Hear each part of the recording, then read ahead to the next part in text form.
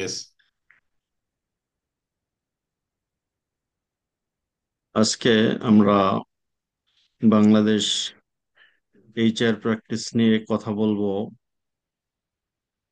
একজন veteran HR এক্সপার্টের সাথে, যিনি অনেক বছর এইচআর প্র্যাকটিস করছেন এবং বর্তমানে কনসালটেন্সি করছেন।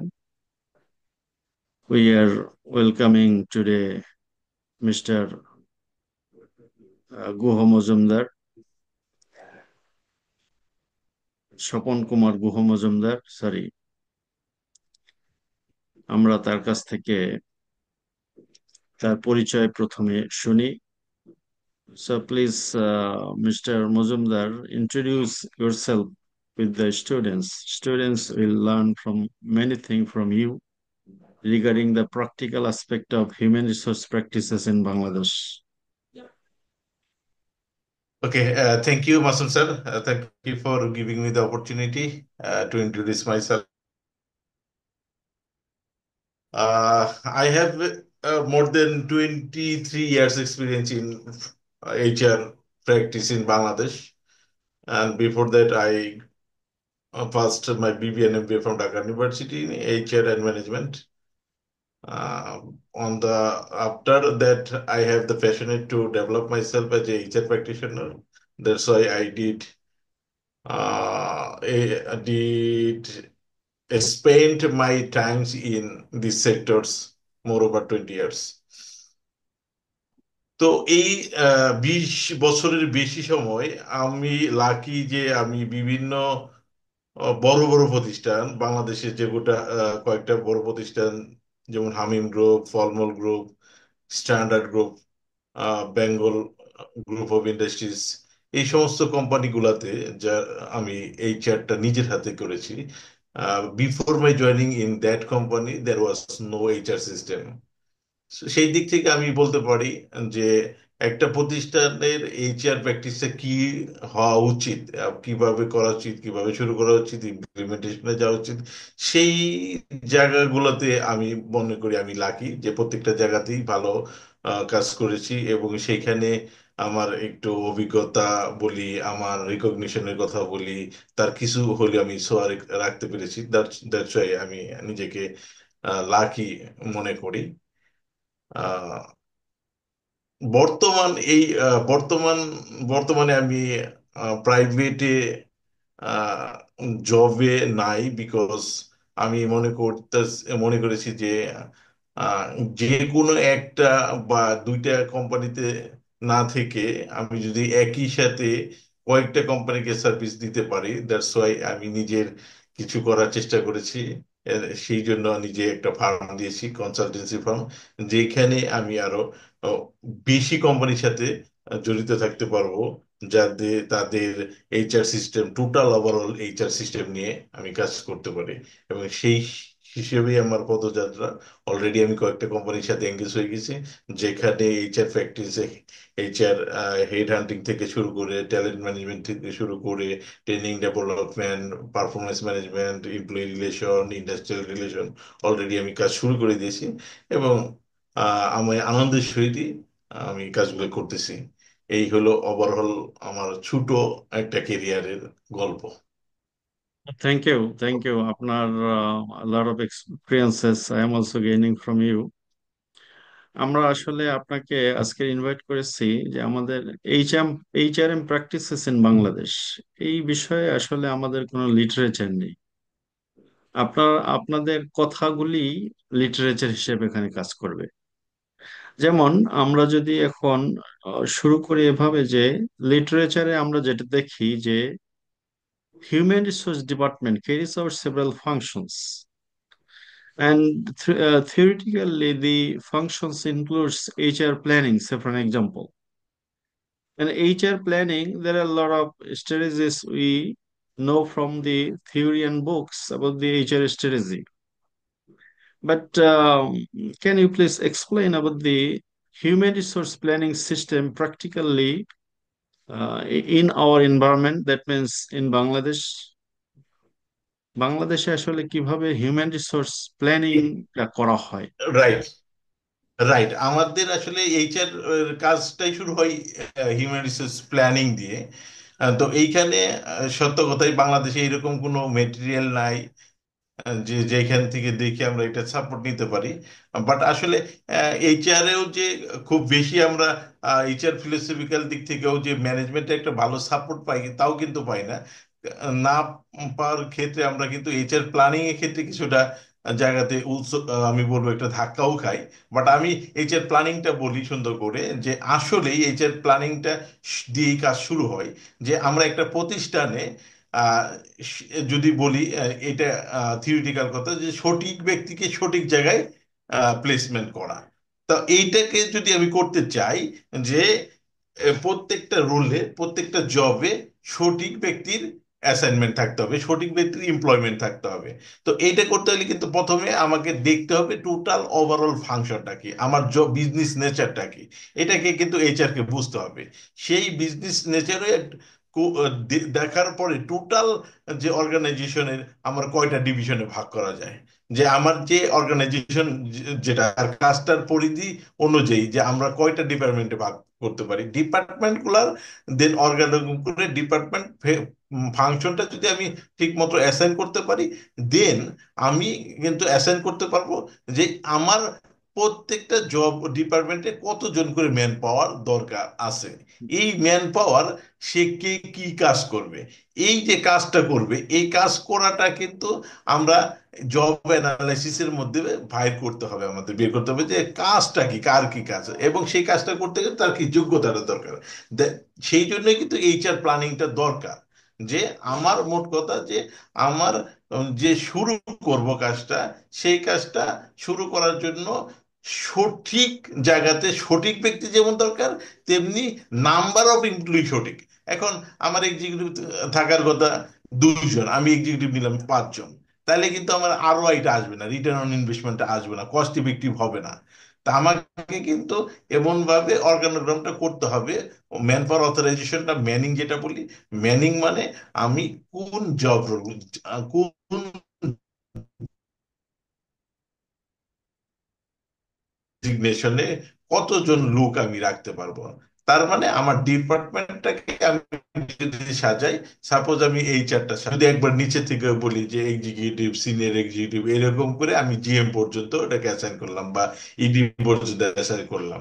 তো এইটা কিন্তু একটা হলিস্টিক পার্সপেক্টিভ। আমাকে এইটা বোঝার জন্য সবচেয়ে প্রথম যেটা দরকার, সত্যি কথা, আমাদেরকে জব নেচার বলতে হবে। এটা আমি যদি বইয়ের ভাষায় বলি, আমাদের বিজনেস একুইপমেন্ট নলেজটা দরকার। বিজনেসের নলেজটা যদি আমি না জানি, তাহলে বেটার এইচআর প্ল্যানিং আমি কখনোই করতে পারবো না, যেটা বাংলাদেশে এখনোই হচ্ছে। সব সময় প্রত্যেকটা ডিপার্টমেন্ট যে কোনো প্রবলেমে পড়লে বলে যে আমার লোক নাই, আমার লোক নাই। তো এইটা তখন এইচআর কিন্তু ভালো কাউন্টার অ্যাটাক দিতে পারে না, কারণ বিকজ এইচআর কাছে কিন্তু ভালো প্রপারলি জব অ্যানালাইসিসটা নাই, যে আসলে কোন কোন কাজ করবে, কোন কোন ম্যান পাওয়ার দিয়ে, তার মানে কোন ডেজিগনেশনে কতজন লোক থাকবে, এবং ওই ডেজিগনেশনে থাকার জন্য তার কি কি ভূমিকা তার এডুকেশন থাকার দরকার, সেটা কিন্তু অ্যাসাইন করা থাকে না। বিকজ আমরা কিন্তু প্রত্যেক এইখানে এটা করা সম্ভব হয় না এই একটা কারণেই আমি দেখেছি, এটা আমার লাইফে, যেমন আমি একটা আগেও বলেছি ইন্ট্রোডাকশনে, যে আমি একমাত্র ব্যক্তি, আমি 5-7টা অর্গানাইজেশন নিজের হাতে দাঁড় করিয়েছি। তার মানে আমি জয়েনিং এর আগের থেকেই তো এইচআর প্র্যাকটিস শুরু হওয়ার কথা। আমি জয়েন করার পরও বড় বড় গ্রুপ অফ কোম্পানিগুলোতে এইচআর প্র্যাকটিস শুরু হয়নি, আমি শুরু করছি এইচআর। তার মানে আমি শুরু হওয়ার আগেই অর্গানাইজেশনের কাজকর্ম শুরু হয়ে গেছে। আমি কিন্তু মাঝপথে জয়েন করেছি, যে মাঝপথে জয়েন করে এত বড় অর্গানাইজেশনের টোটাল ফাংশনটা বুঝে, টোটাল ফাংশনটা অনুযায়ী ম্যান পাওয়ারটা সেট করা। হয়তো আগেই বেশি ম্যান পাওয়ার নেওয়া হয়ে গেছে, অথবা অনেক জায়গায় কম ম্যান পাওয়ার নেওয়া আছে। তো এই টোটালটা অ্যাসাইন করে সঠিক নাম্বার অফ এমপ্লয়িকে সঠিক জায়গায় সেট আপ করাটাই একটা এইচআর প্ল্যানিং এর একটা বড় এটা অংশ।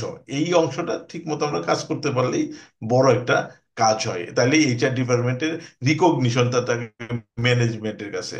আমি এই জন্য প্রত্যেকটা অর্গানাইজেশনকেই বলি যে যদি কোনো অর্গানাইজেশন শুরু করতে হয়, স্টার্ট আপ শুরু করতে হয়, তাহলে জানি আগে এইচআর ডিপার্টমেন্টে একজন এমপ্লয়ি দিয়ে শুরু করে। কারণ জব নেচারটা, জব ফাংশনটা এইচআর কে জানতে হবে। এইচআর হলো বর্তমান যুগে আমরা বলি যেটাকে বলি যে বিজনেস পার্টনার। তো বিজনেস এইচআর পার্টনার মানে বিজনেস কি? পার্টনার। এইচআর বিজনেস পার্টনার, এটা বিজনেস পার্টনার মানে কি, মালিকের পক্ষ হিসেবে বিজনেসটাকে সে দেখবে, প্রফিট এন্ড লসটা পর্যন্ত সে দেখবে। তো সেটা যদি দেখতে হয় তাকে কিন্তু ইকুয়ালি ফাংশনটা বুঝতে হবে, যেমন মালিক ফাংশনটা বুঝে, তাকে কিন্তু জিজ্ঞেস করলে এটা করো, এটা করো না, এটা করো না। একইভাবে এইচআর কে অতটুকু কনফিডেন্টলি কাজ করতে হবে, কনফিডেন্টলি তাকে কথা বলতে হবে, কনফিডেন্টলি তাকে কনভিন্স করতে হবে। তো এগুলা করতে হলে কিন্তু যে যে জায়গাতে চাকরি করবে, যে এরিয়াতে চাকরি করবে, যে কোম্পানিতে, সেই কোম্পানির ফাংশনটা বোঝা দরকার। এটা যদি করা যায় তাহলে বেটার এইচআর প্ল্যানিং। তার মানে এইচআর প্ল্যানিং এর মুখ্য বিষয় হলো প্রত্যেকটা অর্গানাইজেশনে জব রোল অনুযায়ী কতজন লোক নিতে হবে, এটাকে আমরা ম্যানিং বলি। তার মানে ডিপার্টমেন্টে, কোন ডিপার্টমেন্টে কতজন ম্যান পাওয়ার থাকবে, এই ম্যান পাওয়ার ডেজিগনেশন অনুযায়ী, যেমন আমরা বললাম যে GM, DGM, AGM, senior manager, manager, deputy manager, assistant, এইরকম প্রত্যেকটাতে এটা একটা পদবি, এটা একটা ডেজিগনেশন, এটা কিন্তু সেট করতে হবে। এই তাহলে সেট যদি তাহলে করতে পারি কি তাহলে। আমাদের আমাদের দেশে, একটু থামাই, আমাদের জি, দেশে তাহলে কি জি, এই এইচআর প্ল্যানিং ফর্মালি, যেমন কত লোক, how many people the company needs, how many people the company জি, have right this moment, and what is the gap, জি। এই ধরনের গ্যাপ অ্যানালাইসিস করে কি আসলে আমাদের দেশে এইচআর প্ল্যানিং করা হয়? আপনার না, আমি অভিজ্ঞতা বলবো থেকে। অ্যাবসলিটলি সেই সুযোগটা না, সেই সুযোগটা এইচআর পায় না। কারণ আমি তো বললাম শুরুতে, অর্গানাইজেশন শুরু করে যে একটা অ্যাকাউন্টিং পিপল দিয়ে বা অ্যাকাউন্টসের পিপল দিয়ে, ফাইন্যান্সের, উনি অ্যাকাউন্টস ফাইন্যান্সের পাশাপাশি এইচআরটা দিয়ে শুরু করে। তো এইচআর শুরু করলে তখন কি হয়, মালিকের পছন্দ মতো, অনারের পছন্দ মতো লোকগুলো নেওয়া হচ্ছে। তাই লোকগুলো যদি আমি এমপ্লয়িগুলো নেই, এমপ্লয়ের তো দেখতে হবে তার স্পেসিফিকেশন, তার মানে জব রোল অনুযায়ী তার কোয়ালিফিকেশনটা আছে কিনা, তার আদার এক্সপিরিয়েন্স আছে কিনা, তার স্কিল গুলো আছে কিনা। তো সেটা না দেখে কিন্তু আমি অ্যাসাইন করে দিই। যেমন আপনাকে, আমরা যদি বাংলার একটা স্টুডেন্টকে, বাংলার একটা এমপ্লয়িকে আমি যদি অ্যাকাউন্টস অ্যাসাইন করি, সে অ্যাকাউন্টসে কতটা ভালো পারবে? তো এই হিস্ট্রি একটা লোককে যদি আমি এইচআর ডিফিকাল্ট। বসে দিই, এইচআর কিভাবে পারবে? বিষয়টা এইভাবে হওয়ার পরে, যখন অর্গানাইজেশন ঠিক মতো চলতে পারে না, তখন এইচআর এর দরকার পড়ে। ওই সময় এইচআরটা জয়েন করার পরে তার কিন্তু অনেকগুলা কাজ একসাথে হয়ে যায়। প্রত্যেক বলে আমার লোক নাই, এ বলে আমার এখানে কাজ হচ্ছে না, ম্যানেজমেন্ট বলে আমার ওভারহেড অনেক বেশি।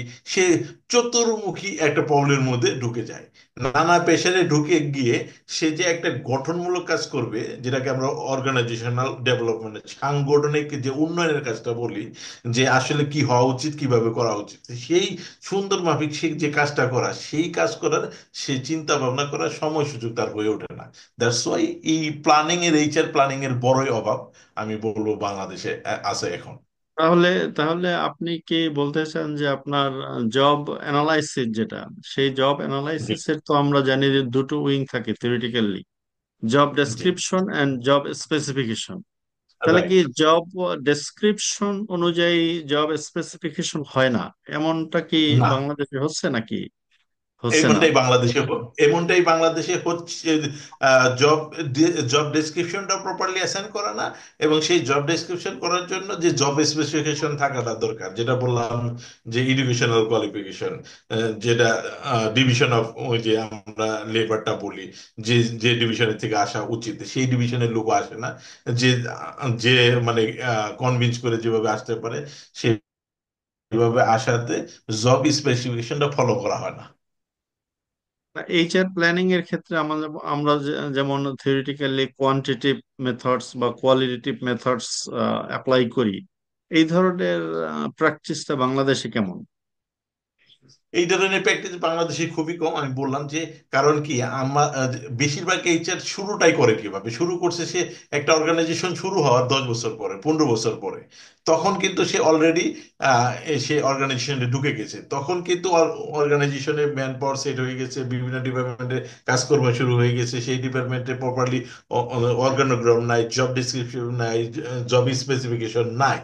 তো সেই ক্ষেত্রে, বাট কাজটা কিন্তু শুরু করছে, তখন কি করে, এইচআর এর কাজটাই হয় যে ম্যাপিং, কম্পিটেন্সি ম্যাপিং বলি। যে ওই যে বললাম যে আমাদের তখন একটা জব ডিজাইন করি, জব ডিসক্রিপশন করি, বেঞ্চমার্ক জব অনুযায়ী, সেই অনুযায়ী কি কি জব স্পেসিফিকেশন থাকা দরকার, সেটা বের করে আমরা দেখি যে ওই জব স্পেসিফিকেশন অনুযায়ী লোকগুলো আছে কিনা। বেশিরভাগ ক্ষেত্রে আমরা ওই লোকগুলোকে পাই না, কারণ এটা যেহেতু বিভিন্ন ধাপে চলে আসছে, জব স্পেসিফিকেশন ফলো না করে চলে আসছে, এখন হুট করে এই লোকগুলো কিন্তু বাদ দেওয়া সম্ভব হয় না। তখন কি করতে হয়, ম্যানেজমেন্ট একটা কথা বলে, এই লোকগুলো আমাদের এতদিন সার্ভিস দিয়ে আসছে, এতদিন যদি দেয়, এখন পারতেছে, এখন পারবে না, এটা তো হতে পারে না, তাদের কন্ট্রিবিউশন আছে, তাদের রিকগনিশন আছে, অতএব তাদেরকে ট্রেন্ড আপ করো, ট্রেন্ড আপ করে তাদের কাজে রাখো। তখন কিন্তু আসলে দেখা যায় যে প্রপার জব ডিসক্রিপশনের যে একটা ভূমিকা, প্রপার জব স্পেসিফিকেশনের যে একটা গুরুত্ব, রুল, ওইটা নিয়ে কিন্তু কাজ করা আর আসলে শুরু করা সম্ভব হয় না। কারণ এই এখন কি হয়, একটা সাজানো বাগান আমি যদি শুরু করি প্রথমে থেকে, তাহলে আমি কোথায় কোন গাছটা লাগাতে পারবো, তাহলে একটা বাগানটা সাজানো যায়। আর গাছটা লাগানোই আছে অগোছালো ভাবে, তখন কিন্তু আমাকে একটা গাছ এক জায়গা থেকে তুলে আরেক জায়গায় নিতে হবে, আরেক জায়গা থেকে তুলে আরেক জায়গায় নিতে হবে। সেই কাজটা কিন্তু আমার জন্য কষ্টসাধ্য, লোকের জন্য কষ্টসাধ্য। কারণ তারা হয়তো তখন বলবো, একজনে বলবো এই গাছটা এখানেই ভালো ছিল, ওই গাছটা ওইখানেই ভালো ছিল।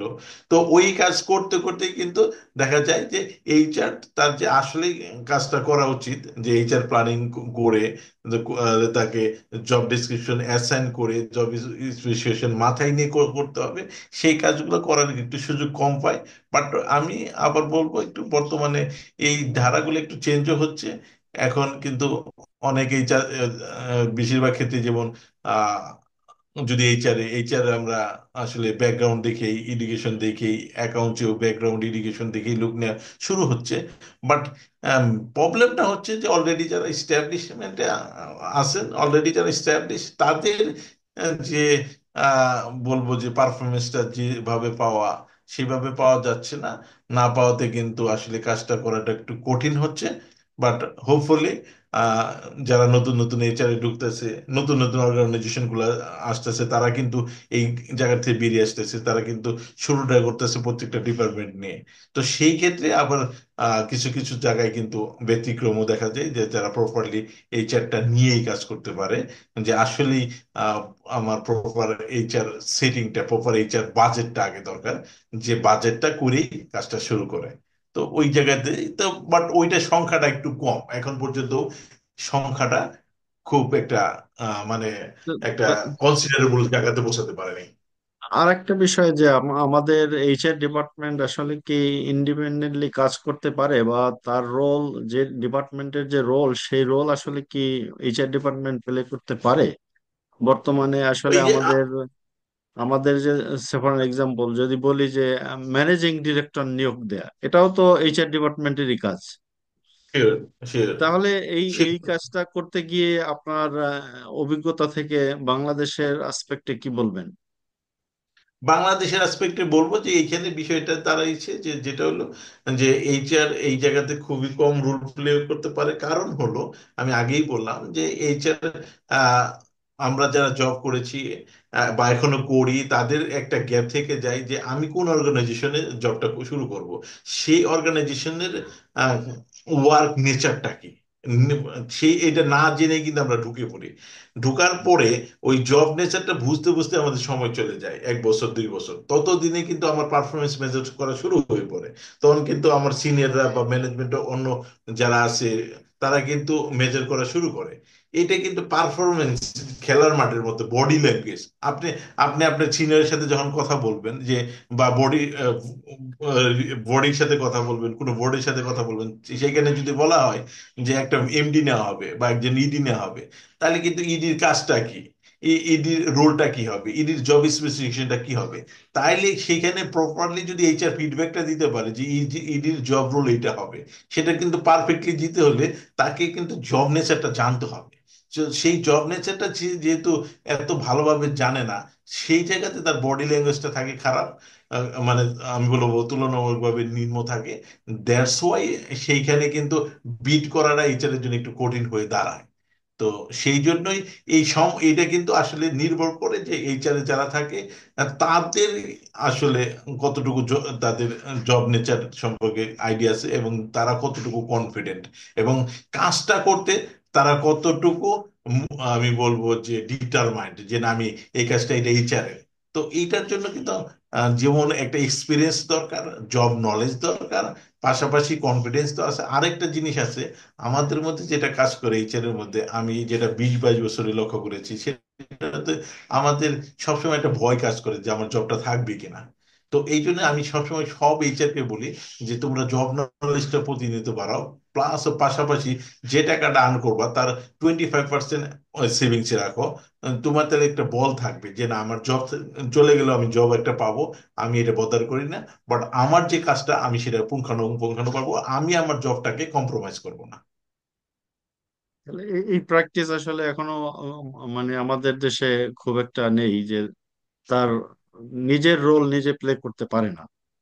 না, আমি বলবো যে তারপর এখনো অনেক। আপনি ধরেন এইচআর প্ল্যানিং এর মাধ্যমে আপনি যদি দেখেন যে এক্সেস এমপ্লয়িজ আছে, মানে দুটো কেস হতে পারে, আপনার you may need more employees or maybe excess employees are there. Right, যদি এক্সেস রাইট। এমপ্লয়িজ থাকে, সেটা এখন পর্যন্ত বাংলাদেশে আসলে কিভাবে ট্রিট করেন? হ্যাঁ, এক্সেস এমপ্লয়ি থাকলে পরে একটা বিষয় যেমন যে সবসময় যে এক্সেস এমপ্লয়ি যে নাই তা না, এক্সেস এমপ্লয়ি সব বেশির ক্ষেত্রেই আছে।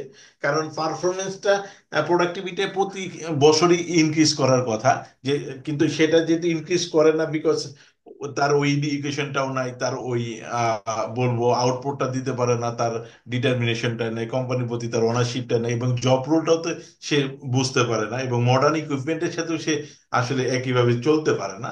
That's why excess manpower থাকাটাই স্বাভাবিক। এই ক্ষেত্রে সবচেয়ে প্রবলেম যেটা হয় সেটা হলো যেই এক্সেস ম্যান পাওয়ারটা, যদি বলি যে এক্সেস ম্যান পাওয়ারটা কোথা থেকে আসছে, এই এক্সেস ম্যান পাওয়ারটা বেশিরভাগ ক্ষেত্রে ম্যানেজমেন্ট, যারা কোর ম্যানেজমেন্ট, এমডি বা ওনার, তাদের মাধ্যমে শুরু থেকে যে লোকগুলো এমপ্লয় করা হয়েছে তারাই আসলে এক্সেস।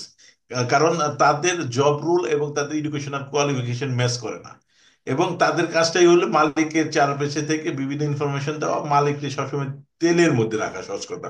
মালিককে যেহেতু ওই ওর মধ্যে রাখে, তারা কিন্তু কাজটা ঠিক মতো করে না, এই জন্য তারা এক্সেস হয়ে যায়। এখন ওই লোকটা যে এক্সেস হয়ে গেছে, ওই লোকটাকে কিন্তু সেপারেশন করাটা সো টাফ হয়ে যায়, কারণ তারা মালিকের খুব কাছে। এবং যখনই এইটার এই হাতটা দেয় যে আমার এক্সেস আসলে এই কারণে, একবারে সাইন্টিফিক আকারে যদি বলি, যে জব ডিসক্রিপশন করলো, জব স্পেসিফিকেশন করলো, ওই অনুযায়ী ছকে ফেললো, ছকে ফেললে দেখলো ওইগুলাই পড়ে গেল, ওই এক্সেস ম্যান পাওয়ারটা যেটা মালিকের কাছের লোক, তখন কিন্তু মালিক বলে যে না, এই লোকগুলো তো আমার এইভাবে করছে, এবং তারা সংগঠিত হয়ে কিন্তু তখন এইচআর এর পিছনে লাগে। দ্যাটস ওয়াই ওইখানে এইচআর একটু কম্প্রোমাইজে চলে আসে। এইটা আসলে এক্সেস ম্যান আমাদের পাওয়ারটা দেশের প্র্যাকটিস। আমাদের দেশের প্র্যাকটিস আরেকটা এইখানে আসলে। জিনিস যে আপনার আপনার যে এই যে আপনারা এক্সেস হলেও তাদেরকে আপনার সেপারেশনের দিকে নিয়ে যেতে পারেন না। আপনি যেসব জায়গায় কাজ করেছেন, এইসব প্রতিষ্ঠানে, সব প্রতিষ্ঠানে কি HR policies, establish HR policies বা কর্পোরেট পলিসি থাকার কথা, সেটা কি আসলে ছিল কিনা? হ্যাঁ, ওই জিনিসটা এইচআর পলিসি করেছি, এইচআর পলিসি করা হয়েছে, ইমপ্লিমেন্টেডও করা হয়েছে, সেটা করা গেছে, বাট প্রতিটা সময় বাধাগ্রস্ত হয়েছে। বাট এইচআর পলিসিটা ডেভেলপ করা হয়েছে of the company. HR policy যেমন এখন কিছু নাই, মনে করেন যে আমাদের অ্যাটেন্ডেন্স পলিসি কি হবে, ইনক্রিমেন্ট পলিসিটা কি হবে, প্রমোশন পলিসিটা কি হবে, তো বিভিন্ন বেনিফিট পলিসিটা কি হবে, রিওয়ার্ড পলিসিটা কি হবে। তো এই জিনিসগুলা যখন থাকে না, তখন কিন্তু রিকোয়ারমেন্ট সবারই, যে যেটা বললাম, যেটা মালিকের খুব কাছের লোক এক্সেস, তারও কিন্তু সেই বেনিফিটটা অফিসিয়ালি পাচ্ছে না, হয়তো মালিকের পাচ্ছে, আনঅফিসিয়ালি পাচ্ছে। তারাও কিন্তু তখন চায় যে আমার আমার অফিসিয়ালি আসুক। যখনই এটা সবাই চায়, তখন পলিসিটা কিন্তু সবাই বেনিফিটেড হয়, সেই বেনিফিট থাকে না। কিন্তু এই বেনিফিটটা যেহেতু আমি করে দিলাম for the betterment of the employment, employee also, employer, তখন কিন্তু এমপ্লয়ার একটা জিনিস বলে যে তুমি অর্গানাইজেশন জয়েন করার পরে পলিসি করেছো, সবকিছু করেছো, আমার খরচ বেড়েছে, বাট আমার এক্সেস ম্যান পাওয়ার কিন্তু তুমি কমাতে পারো নাই এই লোকগুলারে। তখন কিন্তু যখন ওই এক্সেস ম্যান পাওয়ার নিয়ে কাজ করা হয়, ওদের ট্রেন্ড আপ করার কাজ করা হয়, ওদের কম্পিটেন্সি নিয়ে কাজ করা হয়, তখন কিন্তু ওরা আবার একত্রবদ্ধ হয়। একতাবদ্ধ হয়ে আবার কিন্তু এইচআর পিছনে লাগে। তো যেটা বেনিফিট রিলেটেড পলিসি, যেহেতু বেনিফিট রিলেটেড, এটা কিন্তু মোস্টলি এমপ্লয়ের পক্ষে, এমপ্লয়ারের পক্ষেও আসে, বাট এমপ্লয়ির পক্ষে আসে। কারণ নিয়মের মধ্যে আসলে পরে, যেমন সে আগে স্যালারি পাইতো 10 তারিখে, আমি পলিসিতে বলে দিলাম 7 তারিখের মধ্যে বেতন হবে। আগে নিয়ম কারণ ছিল লিভ, চাইলে লিভ পাইতো না, আমি লিভ পলিসি করে দিলাম বছরে এতগুলো লিভ পাবে। বোনাস করে দিলাম বছরে 2টা বোনাস বা 3টা বোনাস পাবে। ইনক্রিমেন্ট বছরে একটা দিনে নির্দিষ্ট পরিমাণে হবে, নির্দিষ্ট সময়ে হবে। এই যে নিয়মগুলা, এটা কিন্তু ফর দ্য রিটেনশনের জন্য করা হয়, এবং যাতে প্রোডাক্টিভিটি বাড়ে এবং এমপ্লয়িগুলো রিটেনশন করে। এটার জন্য আমার পলিসি করা দরকার, পলিসি করলাম। সেই পলিসিতে সবাই অ্যাকসেপ্ট করে, বিদায় সেটা ইমপ্লিমেন্ট করা যায়। কিন্তু ফাইনালি আমি যদি প্রোডাক্টিভিটিতে টাচ করতে চাই ফাইনাল লেভেলে, আমাকে তো ডেভেলপমেন্ট স্টেজে যেতে হবে। সেইখানে কিছু লোক ডেভেলপ হবে, কিছু প্রমোটেড হবে, কিছু আমি বলবো যে কিছু সেপারেটেড হতেই হবে। কারণ যাদের পারফরমেন্স খারাপ, ওই জায়গাটাতে কাজ করার যথেষ্ট জায়গা আছে। এই জায়গাগুলোতে ম্যানেজমেন্টকে হেল্প করতে হবে, অনারকে বুঝতে হবে তার নিজেকে, যে না, অর্গানাইজেশন চলবে অর্গানাইজেশনের গতিতে। যেমন কর্পোরেট গভর্নেন্স, যে নিয়মটা, যেটা পলিসি সাইন করছে ম্যানেজমেন্ট নিজে, অনার নিজে, এমডি নিজে, সে পলিসিটাকে তখন যদি বিশ্বাস করে, পলিসিটাকে যদি সম্মান করে, যে পলিসি মোতাবেক হোক, এই পলিসি অনুযায়ী হবে। এর মধ্যে যদি কেউ সেপারেশন হয়ে যায়, কেউ যদি ডিমেশন হয়, হবে, আমার কিছু করার নাই। কারণ যে বেনিফিটটা যদি সবাই নিয়ে থাকে, তাহলে পলিসি ইমপ্লিমেন্টেশন হবে। তো সেই জায়গাগুলোতে ম্যানেজমেন্ট যদি সাপোর্ট দেয়, তাহলে আমি মনে করি যে ভালো একটা জায়গাতেই আসা যাবে। ওই জায়গাগুলোতে এখনো কাজ করার যথেষ্ট স্কোপ আছে। এখন আপনার ধরেন এইচআর প্ল্যানিং এর মাধ্যমে যদি আপনার এডিশনাল এমপ্লয়ি দরকার হয়, if you need more employees for the coming year, that means shortfall of human resources are there in your company, তাহলে আপনারা তো রিক্রুটমেন্টে যান। যে এই রিক্রুটমেন্টের কাজটা বাংলাদেশের প্র্যাকটিসটা কেমন? রিক্রুটমেন্টের প্র্যাকটিসটা বাংলাদেশে এখন মোটামুটি একটু ভালোর দিকে যাচ্ছে। আগের গুলাতে একটু এই ছিল, আমি বলি আমরা যখন জয়েন করছি বা বিফোর 5 ইয়ার্স আর 10 ইয়ার্সে আমরা বলবো, তখন বেশিরভাগই ছিল রেফারেন্সে।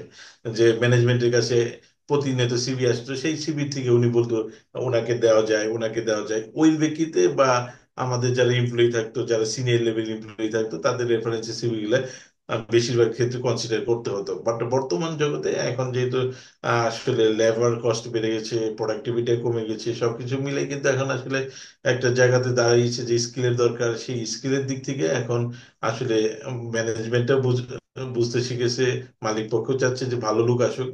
এই জায়গা থেকে এখন মানুষ আসলেই চায়।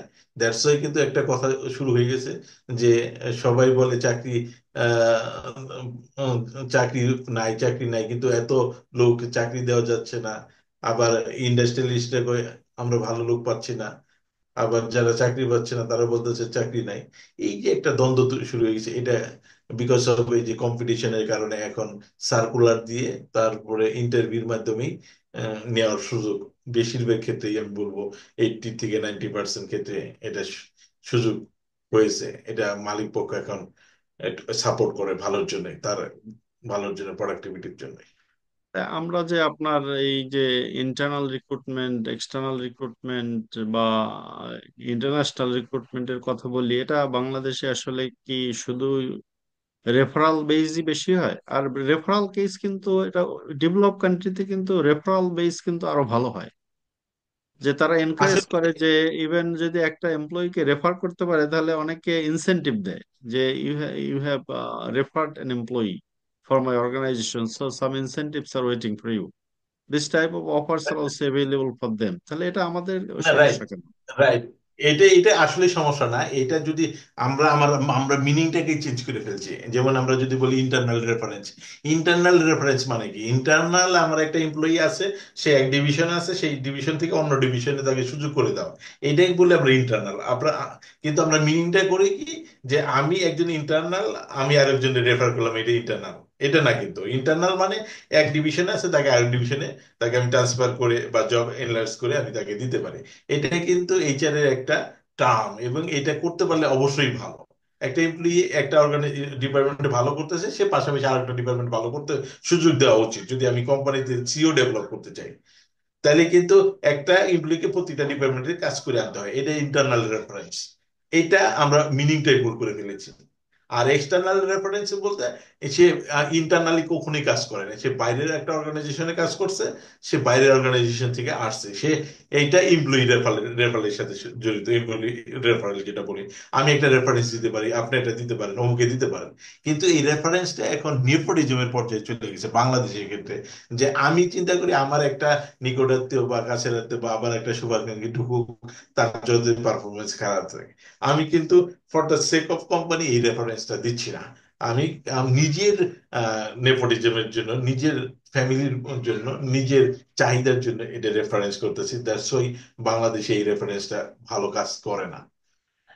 এখন আপনার এই রেফারেল ছাড়াও আপনার ধরুন বিভিন্ন বিশ্ববিদ্যালয়ের সাথে চুক্তি করা, মানে আপনার ক্যাম্পাস রিক্রুটমেন্ট, তারপর বিভিন্ন ইউনিভার্সিটি বা স্কুলগুলিকে আইডেন্টিফাই করা যে বুয়েট সে ফর এক্সাম্পল ভালো প্রোডাক্ট তৈরি করে, কাজেই আমরা কি তাদের কাছে গিয়ে বলি যে আমাদের 50 জন ইঞ্জিনিয়ার দিবেন, বা এই ধরনের আপনার প্র্যাকটিস বাংলাদেশে আছে কিনা?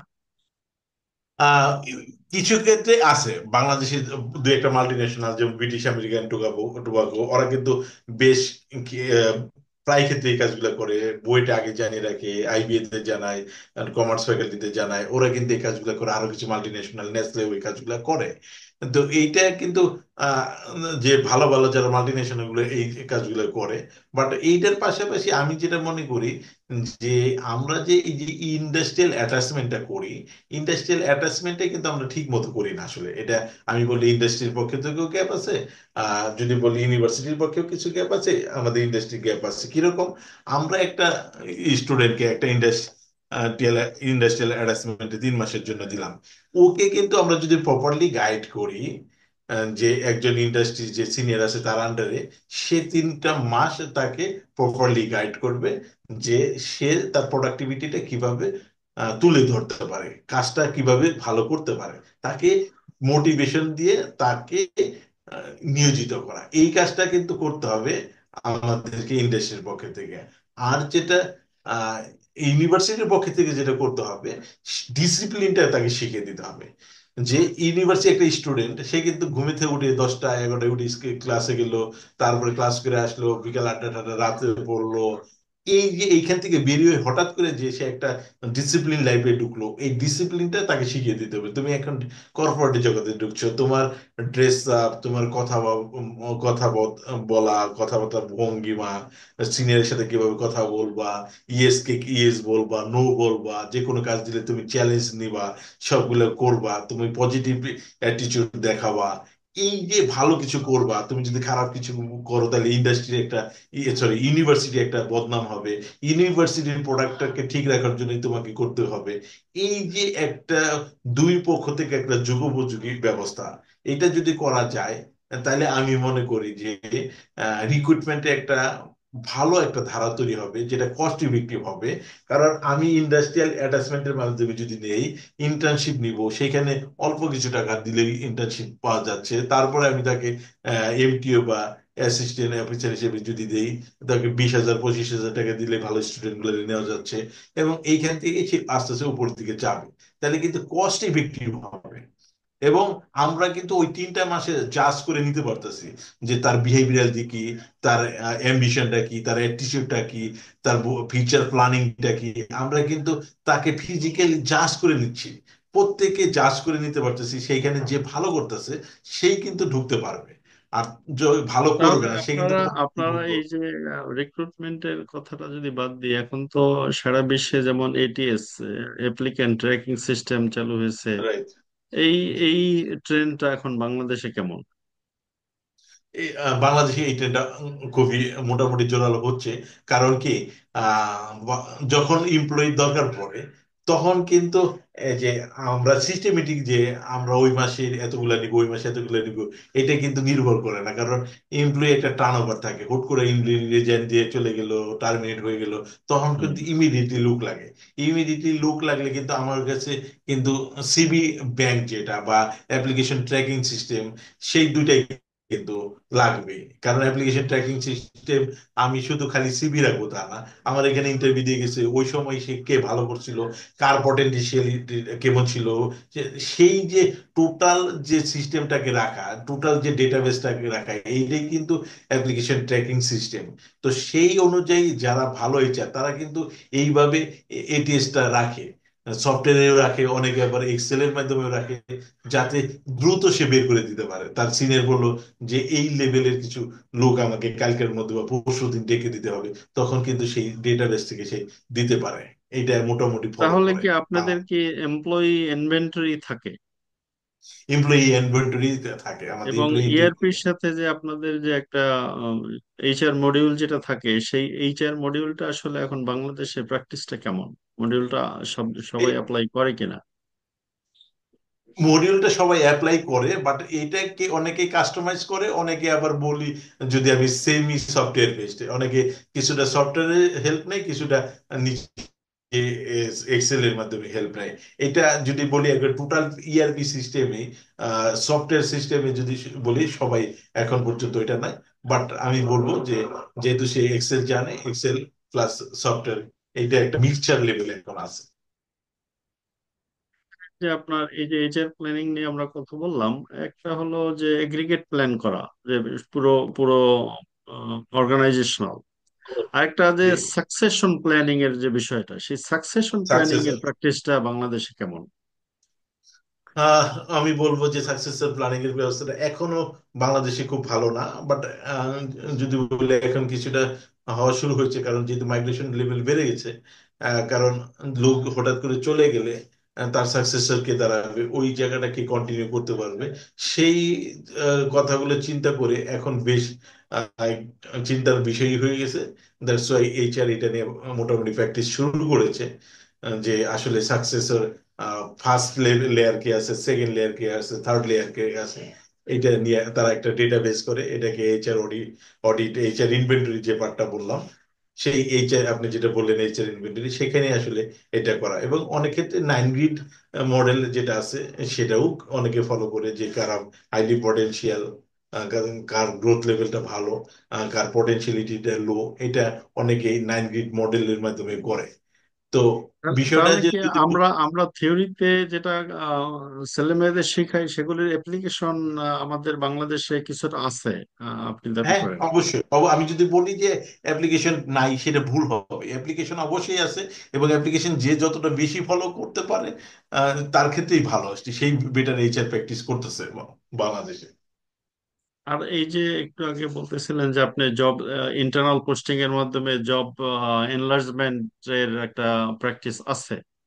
তাহলে জব এনরিচমেন্ট করার কোনো প্র্যাকটিস আমাদের দেশে আছে কিনা, বা আপনি আপনার এই 23 ইয়ার্স এর ক্যারিয়ারে এনরিচমেন্ট করার কোনো এক্সাম্পল দিতে পারবেন কিনা হ্যাঁ, বাংলাদেশে? ইংলিশ ডিভিশনাল, প্রতিটা ডিপার্টমেন্টেই ওইটা করা হয়ে থাকে। বাট এটা খুব যদি বলি পার্সেন্টেজে খুবই কম। বাট জব ইনরিচমেন্টের ঘটনাগুলো বেশিরভাগ এইচআরে যেমন আমরা বিভিন্ন উইং নিয়ে কাজ করি, যে রিক্রুটমেন্ট এন্ড সিলেকশন কেউ দেখে, কেউ পারফরমেন্স ম্যানেজমেন্টের দেখে, কেউ ট্রেনিং এন্ড ডেভেলপমেন্টটা দেখে, কেউ এমপ্লয়ি রিলেশনটা দেখে।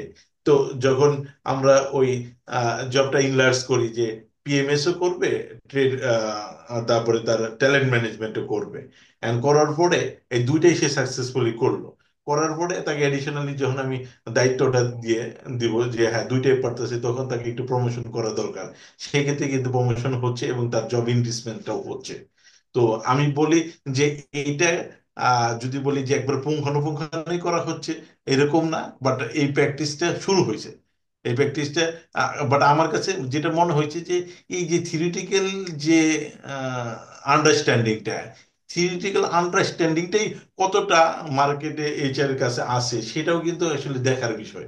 যে আসলে যদি আপনি 100 এইচআর কে জিজ্ঞেস করবেন যে জব ইনভেস্টমেন্ট কি, জব ইনভেস্টমেন্ট কি, আহ, তারা কিন্তু আমার মনে হয় গুলিয়ে ফেলে। যেমন রিক্রুটমেন্ট সিলেকশন দুইটার পার্থক্য কি গুলিয়ে ফেলে। তো আমার যে প্র্যাকটিসটা যদি বলি, আসলে থিওরিটিক্যাল প্র্যাকটিসটা যদি থিওরি সে ভালো না বুঝে, আর যদি অর্গানাইজেশনের জব নেচারটা না বুঝে, আসলে প্র্যাকটিসটা করাটাও আসলে খুবই কঠিন। এখন ওই যে আপনি একটা কথা বলছেন যে জব নেচার বুঝে সেভাবে কাজ করা, আসলে এটাকে আমরা থিওরিটিক্যালি বলি স্ট্র্যাটেজিক হিউম্যান রিসোর্স ম্যানেজমেন্ট। যে রাইট। আমার প্রতিষ্ঠানের উদ্দেশ্যের সাথে আমার ডিপার্টমেন্টাল বা ফাংশনাল স্ট্র্যাটেজি কতটা রিলেটেড। যে আপনি ট্রেনিং করবেন, সেই ট্রেনিং এর what will be the impact of training, it must be to right. আর enhance the profitability of sales or right. something জি। that will contribute to the company's growth, যেটাকে আমরা রাইট। স্ট্র্যাটেজিক হিউম্যান রিসোর্স বলি। তো এই জি। Strategic thinking করার মতো লোক কি আপনার এইচআর ডিপার্টমেন্টে কাজ করে? বা করলে কত পার্সেন্ট করে এই স্ট্র্যাটেজিক থিঙ্কিং নিয়ে? স্ট্র্যাটেজিক থিঙ্কিং নিয়ে কাজ খুবই কম লেভেলে, আমি যদি বলি maximum 20-25%, not more than that. এখন তার বেশি আপনার করতে করতে পারে না। আপনার আপনার ধরেন সিলেকশনের ক্ষেত্রে কোন কোন বিষয়গুলি আপনারা দেখেন? সিলেকশনের ক্ষেত্রে সবসময় আমরা যেটা দেখি আসলে যে আহ, তার আহ, যে এমপ্লয়িটাকে আমরা সিলেক্ট করতে যাচ্ছি, তার প্রথম যে জিনিসটা আমরা আমরা দেখতে চাচ্ছি যে তার ম্যাচুরিটিটা, এবং তার জব যে করবে, জব করার যে আগ্রহটা, জব নলেজটা চাইতে বেশি দিই, যে জবটা যে করবে অর্গানাইজেশন সম্পর্কে সে কতটা জানে, এবং অর্গানাইজেশনের সাথে যে কতটুকু সে অ্যাডাপ্টেড করতে পারবে, তার মানে অর্গানাইজেশন সম্পর্কে যদি আগ্রহটা আছে কিনা তার, এবং সে অ্যাডাপ্টেবল কিনা। সে তার সহজ কথা অ্যাটিটিউডটাকে বেশি ফোকাস করা হয়, যে অ্যাটিটিউডটা কি। অনেকে দেখবেন যে ইন্টারভিউ বোর্ডে আসতেছে, সে বলেই ফেলে যে আসলে আমি যেখানে আছি বা আমি জবটা করবো কিনা এখনো শিওর না, আমি একটু দেখতে আসতেছি। মানে নেগেটিভ ধরনের কথাবার্তা, বা হুম। এই অ্যান্সার গুলো একটু নেগেটিভ টাইপের। আবার অনেকে আসলে দেখায় যে তার শো করে, না আমার জবটা দরকার, আমি জব করব, আমি এই অর্গানাইজেশনে বেশি দিন থাকবো। এবং তার ফ্যামিলি স্ট্রাকচারটা আমরা সেক্ষেত্রে শুনি, ফ্যামিলিতে কে কে আছে, তার যারা যারা আছে সেখানে আহ, তার রোলটা কি, সে কতটুকু কন্ট্রিবিউট করতে হবে কিনা, সবকিছু মিলে যে আমি যে লোকটাকে নিচ্ছি সে পটেনশিয়ালিটি হবে, এবং সে রিটেন করতে পারবে কিনা আমাদের অর্গানাইজেশনের সাথে। এখানে একক কোনো ক্রাইটেরিয়া না আসলে। যদি বলি যে সবগুলো ক্রাইটেরিয়া, যে জব নলেজ কতটুকু, জবটা করতে তার কতটুকু ধারণা আছে, এবং পটেনশিয়ালিটিটা কতটুকু, তার ফ্যামিলি ব্যাকগ্রাউন্ডটা কি রকম, আমাদের অর্গানাইজেশনের সাথে সে ম্যাচ করবে কিনা, এই এই সব কিছু মিলেই কিন্তু আসলে তাকে এখন আপনার সিলেকশনের। সিলেকশনের ক্ষেত্রে ধরেন আপনি তো এইচআর এক্সপার্ট, কিন্তু যখন একজন মার্কেটিং বা অ্যাকাউন্টিং ডিপার্টমেন্টের যখন এমপ্লয়ি দরকার হবে, সেক্ষেত্রে আমরা বাংলাদেশে কোন ধরনের প্র্যাকটিস করি? যেমন অ্যাকাউন্টিং ডিপার্টমেন্টে এমপ্লয়ি দরকার, আপনি জব অ্যানালাইসিস করলেন, জব ডেসক্রিপশনের সাথে ম্যাচ করলেন যে অ্যাকাউন্টিং এর লোক দরকার, কিন্তু আপনি এইচআর এক্সপার্ট। এইচআর ডিপার্টমেন্ট সেখানে সিলেকশনে কোন রোল প্লে করে? যে এইটাই তো সুন্দর কথা, এই যে এই জন্যই বলছি যে এইচআর কে এক নাম্বার জিনিস হলে তাকে জব নেচারটা বুঝতে হবে, দুই নাম্বার হলো জব স্পেসিফিকেশন বুঝতে হবে। এই যে আমি অ্যাকাউন্টের লোকটা নেব, সেই অ্যাকাউন্টস কি কাজ করবে, এটা কি জেনারেল অ্যাকাউন্টস করবে, না কস্ট ম্যানেজমেন্ট করবে, না ফাইন্যান্স করবে? তাহলে অ্যাকাউন্টস যদি জেনারেল অ্যাকাউন্টস করে, তার ব্যাকগ্রাউন্ড কি, তুই কি সে সিএ সিসি করা সিএ ব্যাকগ্রাউন্ড না জেনারেল ব্যাকগ্রাউন্ড? এই যে জব স্পেসিফিকেশন, এডুকেশনাল কোয়ালিফিকেশন, আদার কোয়ালিটি, আদার স্কিল, এইগুলা কিন্তু এইচআর কে বুঝতে হবে। সেইখানে এইচআর কিন্তু টোটাল ভূমিকা আছে, যে আমি একটা লোককে নিব, আমি জেনারেল লাইনে নিব কিনা, আমি আসলে সিএ করা লোক নিব কিনা। বাংলাদেশের এইচআর কে জিজ্ঞেস যদি বলেন যে সিএসিসি এবং সিএল কোয়ালিফাইড এর মধ্যে পার্থক্য কি, তারা বলতে পারবে না। কস্ট ম্যানেজমেন্ট ইনস্টিটিউট কোথায়, এটা কি এসিএম কি, তারা বলতে পারবে না। তার মানে আমাকে কিন্তু বললাম যে আমার জব রোলটা কি, ওই অনুযায়ী কিন্তু জব স্পেসিফিকেশন। আমি যদি একটা ইন্ডাস্ট্রিয়াল ইঞ্জিনিয়ার নিই, তাইলে তার রোলটা কি, সে প্রোডাক্টিভিটি বাড়াবে। তাহলে প্রোডাক্টিভিটি বাড়ালে তার কি কিন্তু ইন্ডাস্ট্রিয়াল ওই ইঞ্জিনিয়ারিং নলেজটা দরকার। আবার যদি আমি মেকানিক্যাল রোল নেই, যদি ইন্ডাস্ট্রিয়াল ইঞ্জিনিয়ার নেই, তাই কি হবে? হবে না। তার মানে কি আমার জব রোল এবং জব স্পেসিফিকেশন এইটা দুইটা কিন্তু একসাথে মিশাতে হবে। তো এই দুইটা জায়গাতে কিন্তু একটা এইচআর এর জানতে হবে, বুঝতে হবে, এখানে এইচআর এর সবচেয়ে বড় ভূমিকা। না হলে কিন্তু এই সঠিক কিন্তু এমপ্লয় আপনার হবে। এইচআর তো ধরেন আপনি আপনি ধরেন ব্যাকগ্রাউন্ড বিজনেসের, জি। সেক্ষেত্রে একটা ইঞ্জিনিয়ারের আপনার যে নলেজ ডেপথ কিভাবে টেস্ট করবে? এইখানে তো আহ, আমাদের প্যানেল থাকবে। এইখানে ইন্টারভিউ যখন আমরা নেই, ইন্টারভিউতে হুম। কিন্তু আমরা দুইটা দিক দেখি, একটা হলো টেকনিক্যাল নলেজ, একটা হলো বিহেভিয়ারাল নলেজ। বিহেভিয়ারাল পার্টটা কিন্তু এইচআর জাজ করে, যে বিহেভিয়ারালি সে কতটুকু কম্পিটেন্ট এবং অর্গানাইজেশনের সাথে কতটুকু অ্যাডাপ্টেবল। এবং টেকনিক্যাল পার্টের জন্য কিন্তু সেই ডিপার্টমেন্টের হেড অথবা সেই ডিপার্টমেন্টের দায়িত্বপ্রাপ্ত ব্যক্তি, এবং থার্ড আই হিসেবে ওই রিলেটেড আরেকজন লোক থাকে, যে যে টেকনিক্যাল হেড, সেও কি ঠিক মতো বাছাই করে নিল কিনা। থার্ড হাইডে থার্ড আই যে থাকবে, সে ওই ডিপার্টমেন্টের রিলেটেড না হলেও কাছাকাছি রিলেটেড, যে টেকনিক্যালি টার্মগুলো বুঝে। এটা হলো এক নাম্বার। দুই নাম্বার হইলো আহ, কাজ। যে আমি আপনাকে বললাম যে আমরা এইচআর যদি কাজে ঢুকে যাই, জব রোলে ঢুকে যাই, তাইলে কিন্তু একটা অর্গানাইজেশনের যতগুলা বেঞ্চমার্ক ডেজিগনেশন আছে, প্রত্যেকটা জব রোল নিয়ে কিন্তু এইচআর কাজ করতেছে। জব রোলটা যদি সে বুঝে, তাহলে কিন্তু তার টেকনিক্যাল নলেজ 100% না বুঝলেও 90% 80% বুঝবে। হয়তো সে টার্ম বুঝবে না, যে এই টার্মের মিনিংটা কি সেটা বুঝবে না, কিন্তু কাজটা কিভাবে কাজটা কি করতে হবে, কাজটা কেন করতে হবে, কাজটা তার মাধ্যমে কেন করতে হবে, সেটা কিন্তু জানে। তো কোশ্চেন গুলো যখন করে, তখন কিন্তু সে তখন বুঝে নেয়। এটা it's a matter of experience, it's a matter of, আমি বলবো যে ওই জব রোল প্লাস ওই জব স্পেসিফিকেশন। আমরা যে জব রোলের সাথে জব স্পেসিফিকেশন এই এই জন্যই করি, সেটা কিন্তু করতে করতে এইচআর এক্সপার্ট হয়। আচ্ছা। মানে মাল্টিপল এক্সপার্টিস বা এক্সপিরিয়েন্স দরকার হয়। এখন আপনি এক্স্যাক্টলি, এই এক্স্যাক্টলি। আমি একটা সিলেকশন আপনি করার আমি পরে। আমি একটা আমি একটা উদাহরণ দিই আপনাকে। আমি নাম বলবো না, আমাদের কমার্স ফ্যাকাল্টি একটা স্টুডেন্টকে আপনি চিনবেন হয়তো, তারপরে নাম বলবো না, যে সে এইচআর এ ছিল, এইচআর থেকে তাকে সিইও দেওয়া হয়েছে একটা ফার্মাসিউটিক্যালে, তাকে সিও, চিফ অপারেটিং অফিসার। সে কিন্তু অন্যের চাইতে ওই অর্গানাইজেশনের হিস্ট্রিতে সে সবচেয়ে ভালো করছে। তার মানে কেন করছে সে? সে যেহেতু এইচআর এর, সেই এইচআর এ থাকাতে ওই যে সিও যে রোলটা সে জানতো, সে সবার রোলটাই যেহেতু জানে, সে সিও রোলটাও সে জানে। দ্যাটস ওয়াই কিন্তু সে ভালো পারফর্ম করছে। তো এটা আসলে একটা এইচআর যদি কাজ করে, জব রোলটা যদি সে জানতে পারে প্রপারলি, তাইলে পরে একটা এইচআর একটা অর্গানাইজেশনকে অনেক ভালো সার্ভিস দিতে পারে। এখন আপনার এই যে সিলেকশন হওয়ার পরে যে ওরিয়েন্টেশনটা দেওয়া হয়, সেই জি। ওরিয়েন্টেশনের প্র্যাকটিসটা বাংলাদেশে কি? সুন্দর কথা বলছেন। ওরিয়েন্টেশনের প্র্যাকটিসটাও বাংলাদেশে আমি বলবো যে হয়তো 30% 40% লেভেলে গেছে। কারণ ও একজন, বেশিরভাগ ক্ষেত্রেই যেটা হয়, একজন জয়েন করলে পরে তারে প্রথম একদিন বা 2 দিন একটু সবার সাথে পরিচয় করে দেয়। এইচআর এর পলিসিগুলা, অর্গানাইজেশন পলিসিগুলা একটা বোর্ড রুমে নিয়ে তার পলিসিগুলো একটু ওরিয়েন্টেশন করে দেওয়া হয়, কিছু নিয়ম কানুন করে দেওয়া হয়। এইটা এইভাবে একটা ওরিয়েন্টেশনের প্রোগ্রাম করা হয়। বাট এই প্রোগ্রামটা আরেকটু বেশি করতে হয়। যেমন আমি এই প্রোগ্রামটা মিনিমাম 3 থেকে 7 দিন করাই, সব জায়গায় করাইতাম। সেটা হলো যে পলিসি প্রসিডিউর সে তো করবেই, টোটাল অর্গানাইজেশনের সিস্টেমটা কি, ডেকোরামটা কি, সে তার জব রোলটা কিভাবে পালন করবে, তার কাছে কি কি চাওয়া হচ্ছে, কি তার কাছে আশা করা হচ্ছে, সে কিভাবে দিতে চাচ্ছে, তার মোটিভেশনটা কি। এইটা হুম। করার জন্য এই 3 থেকে 7 দিনের মধ্যে তার সাথে একজন এইচআর এর senior person, at least assistant manager manager আমি ট্যাগ করে রাখতাম, যে তার সাথে বসে সে জব রোলটা বুঝে কিনা, জব রোল অনুযায়ী সে কাজ করতে পারবে কিনা, সেটা আগে সেট করা। তারপরে বিভিন্ন অর্গানাইজেশন, বিভিন্ন ডিপার্টমেন্টের সাথে ভালো করে পরিচয় করিয়ে দেওয়া, এবং এই জব রোলটা সে কিভাবে করবে ওইটার একটু এক্সারসাইজ। এই 3 থেকে 7 দিনের মধ্যে সে তার ডিপার্টমেন্টে কোনো কাজ টাচ করবে না।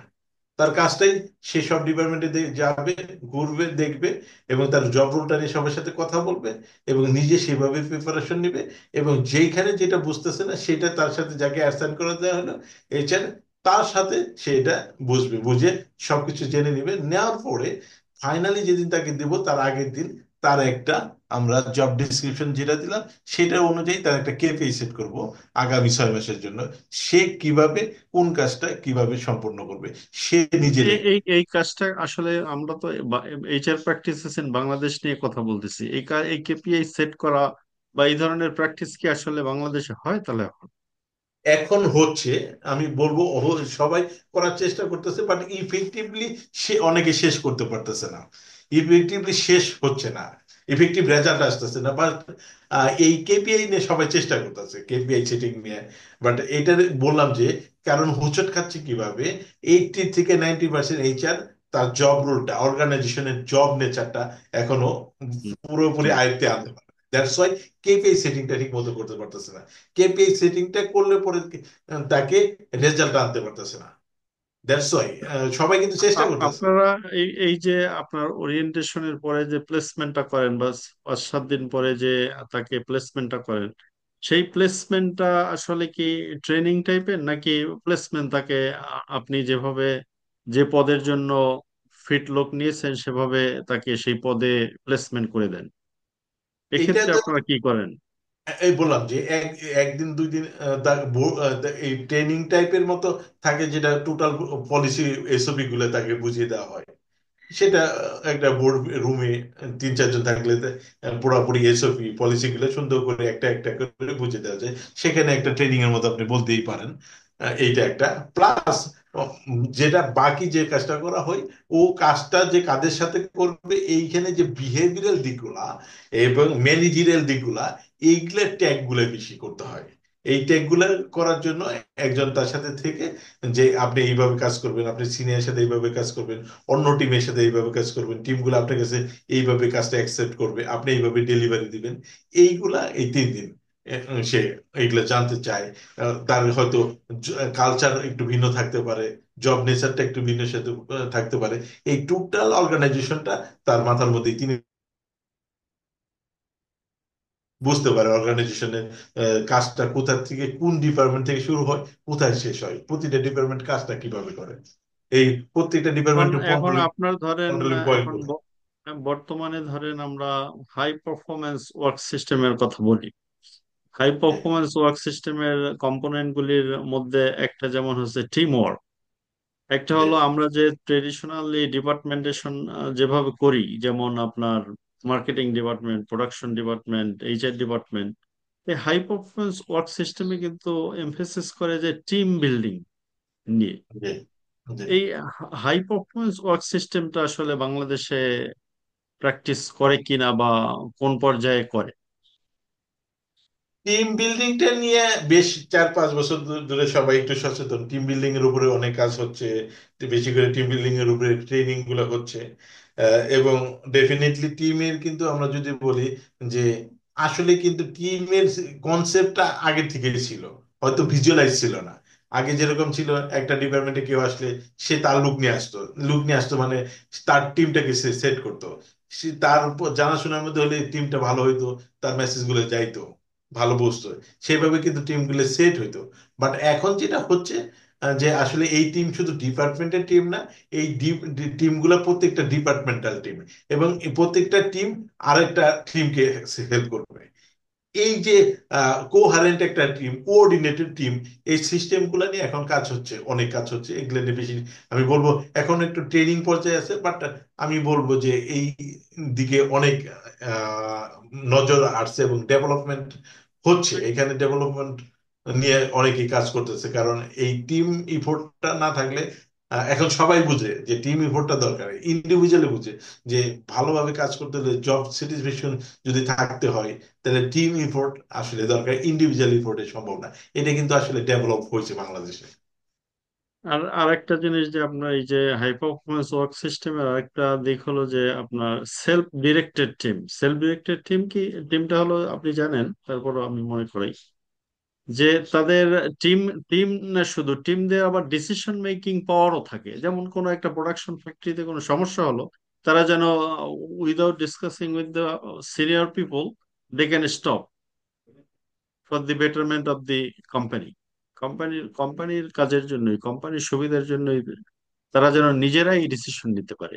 এই যে ডিসিশন, টিমকে ডিসিশন মেকিং পাওয়ার দেয়ার যে প্র্যাকটিস কালচার, সেটা কি আমাদের আহ, বাংলাদেশে কি পর্যায়ে আছে? এইটা বাংলাদেশে বলবো যে এখনো যে খুব ভালো পর্যায়ে আছে তা না, কারণ আমাদের, আমি মনে করি, আমি মেবি রং হতে পারি, আমরা কিন্তু সবাই সব জায়গায় মাতবরি করতে ম্যাক্রো ম্যানেজমেন্টে যাই আমরা, মাইক্রো ম্যানেজমেন্টে না, যে একদম ম্যাক্রো একবারে সব জায়গায় হাত দিতে চাই। তো এই জিনিসগুলো হাত দেওয়াতে কি হয়, যেমন আপনি আমার সিনিয়র, আমাকে যদি আপনি প্রতিনিয়ত বলেন, জিজ্ঞেস করেন, তাহলে কি করবো? তখন কিন্তু আপনাকে বলবো যে ভাই এইটা, এই প্রবলেম হয়েছে, কি করা যায়। এই যে সিনিয়ররা প্রতিনিয়ত এই সব জায়গাতে, এই জায়গাগুলোতে ঢুকে ঢুকে এই জায়গাগুলোতে মনিটরিং করতে চায়। দ্যাটস ওয়াই এই যে সেলফ ডিপেন্ডেন্ট বা যদি বলি জিরো সুপারভিশনে কনসেপ্টটা এখনো বাংলাদেশে হচ্ছে না। এবং আমি বলে করি এইখানে আমাদের এমপ্লয়ীদের একটু ঘাটতি আছে, আমরা এই কনসেপ্টে নিয়ে, আমরা এই ওনারশিপ নিয়ে কাজ করতেও চাচ্ছি না বা কাজ করি না আমরা। এইখানে আমাদের একটু গ্যাপ আছে, এখানে বলতে এতে কাজ করতে হবে। সিনিয়রদেরকে তাদের জাস্ট ডেলিগেশন করে দিতে হবে যে তুমি তুমি ইন্ডিপেন্ডেন্টলি সিদ্ধান্ত নিবা, এবং আমি চাই আউটপুট, আমি চাই ইফেক্টিভ রেজাল্ট। আর যে জুনিয়র, তাকে বুঝতে হবে যে এই কাজটা করার জন্য আমি, আমার যেমন রেসপন্সিবিলিটি আছে, আমার অ্যাকাউন্টেবিলিটিও থাকবে। এবং এটা আমি আমার অ্যাকাউন্টেবিলিটি নিয়ে কাজ করব, জিরো সুপারভিশনে কাজ করব, উইদাউট সুপারভিশনে কাজ করব।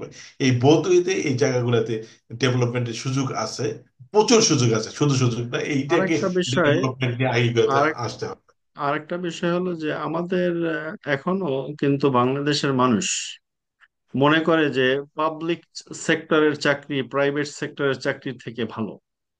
এটা কি আমাদের এইচআর প্র্যাকটিসের ব্যর্থতা বলবেন, নাকি অন্য কিছু বলবেন? কারণ আমরা কিন্তু উন্নত দেশে যেটা দেখি, পাবলিক চাকরি থেকে কিন্তু তারা প্রাইভেট চাকরি প্রেফার বেশি করে। সেক্ষেত্রে আমাদের দেশে কিন্তু পাবলিক বলতে সরকারি চাকরি যদি পায়, তখন কিন্তু তারা বেসরকারি চাকরি আর করতে চায় না। এটা কি তাহলে আমাদের এইচআর প্ল্যান পলিসি বা জব সিকিউরিটির সমস্যার কথা বলবেন, নাকি অন্য কিছু?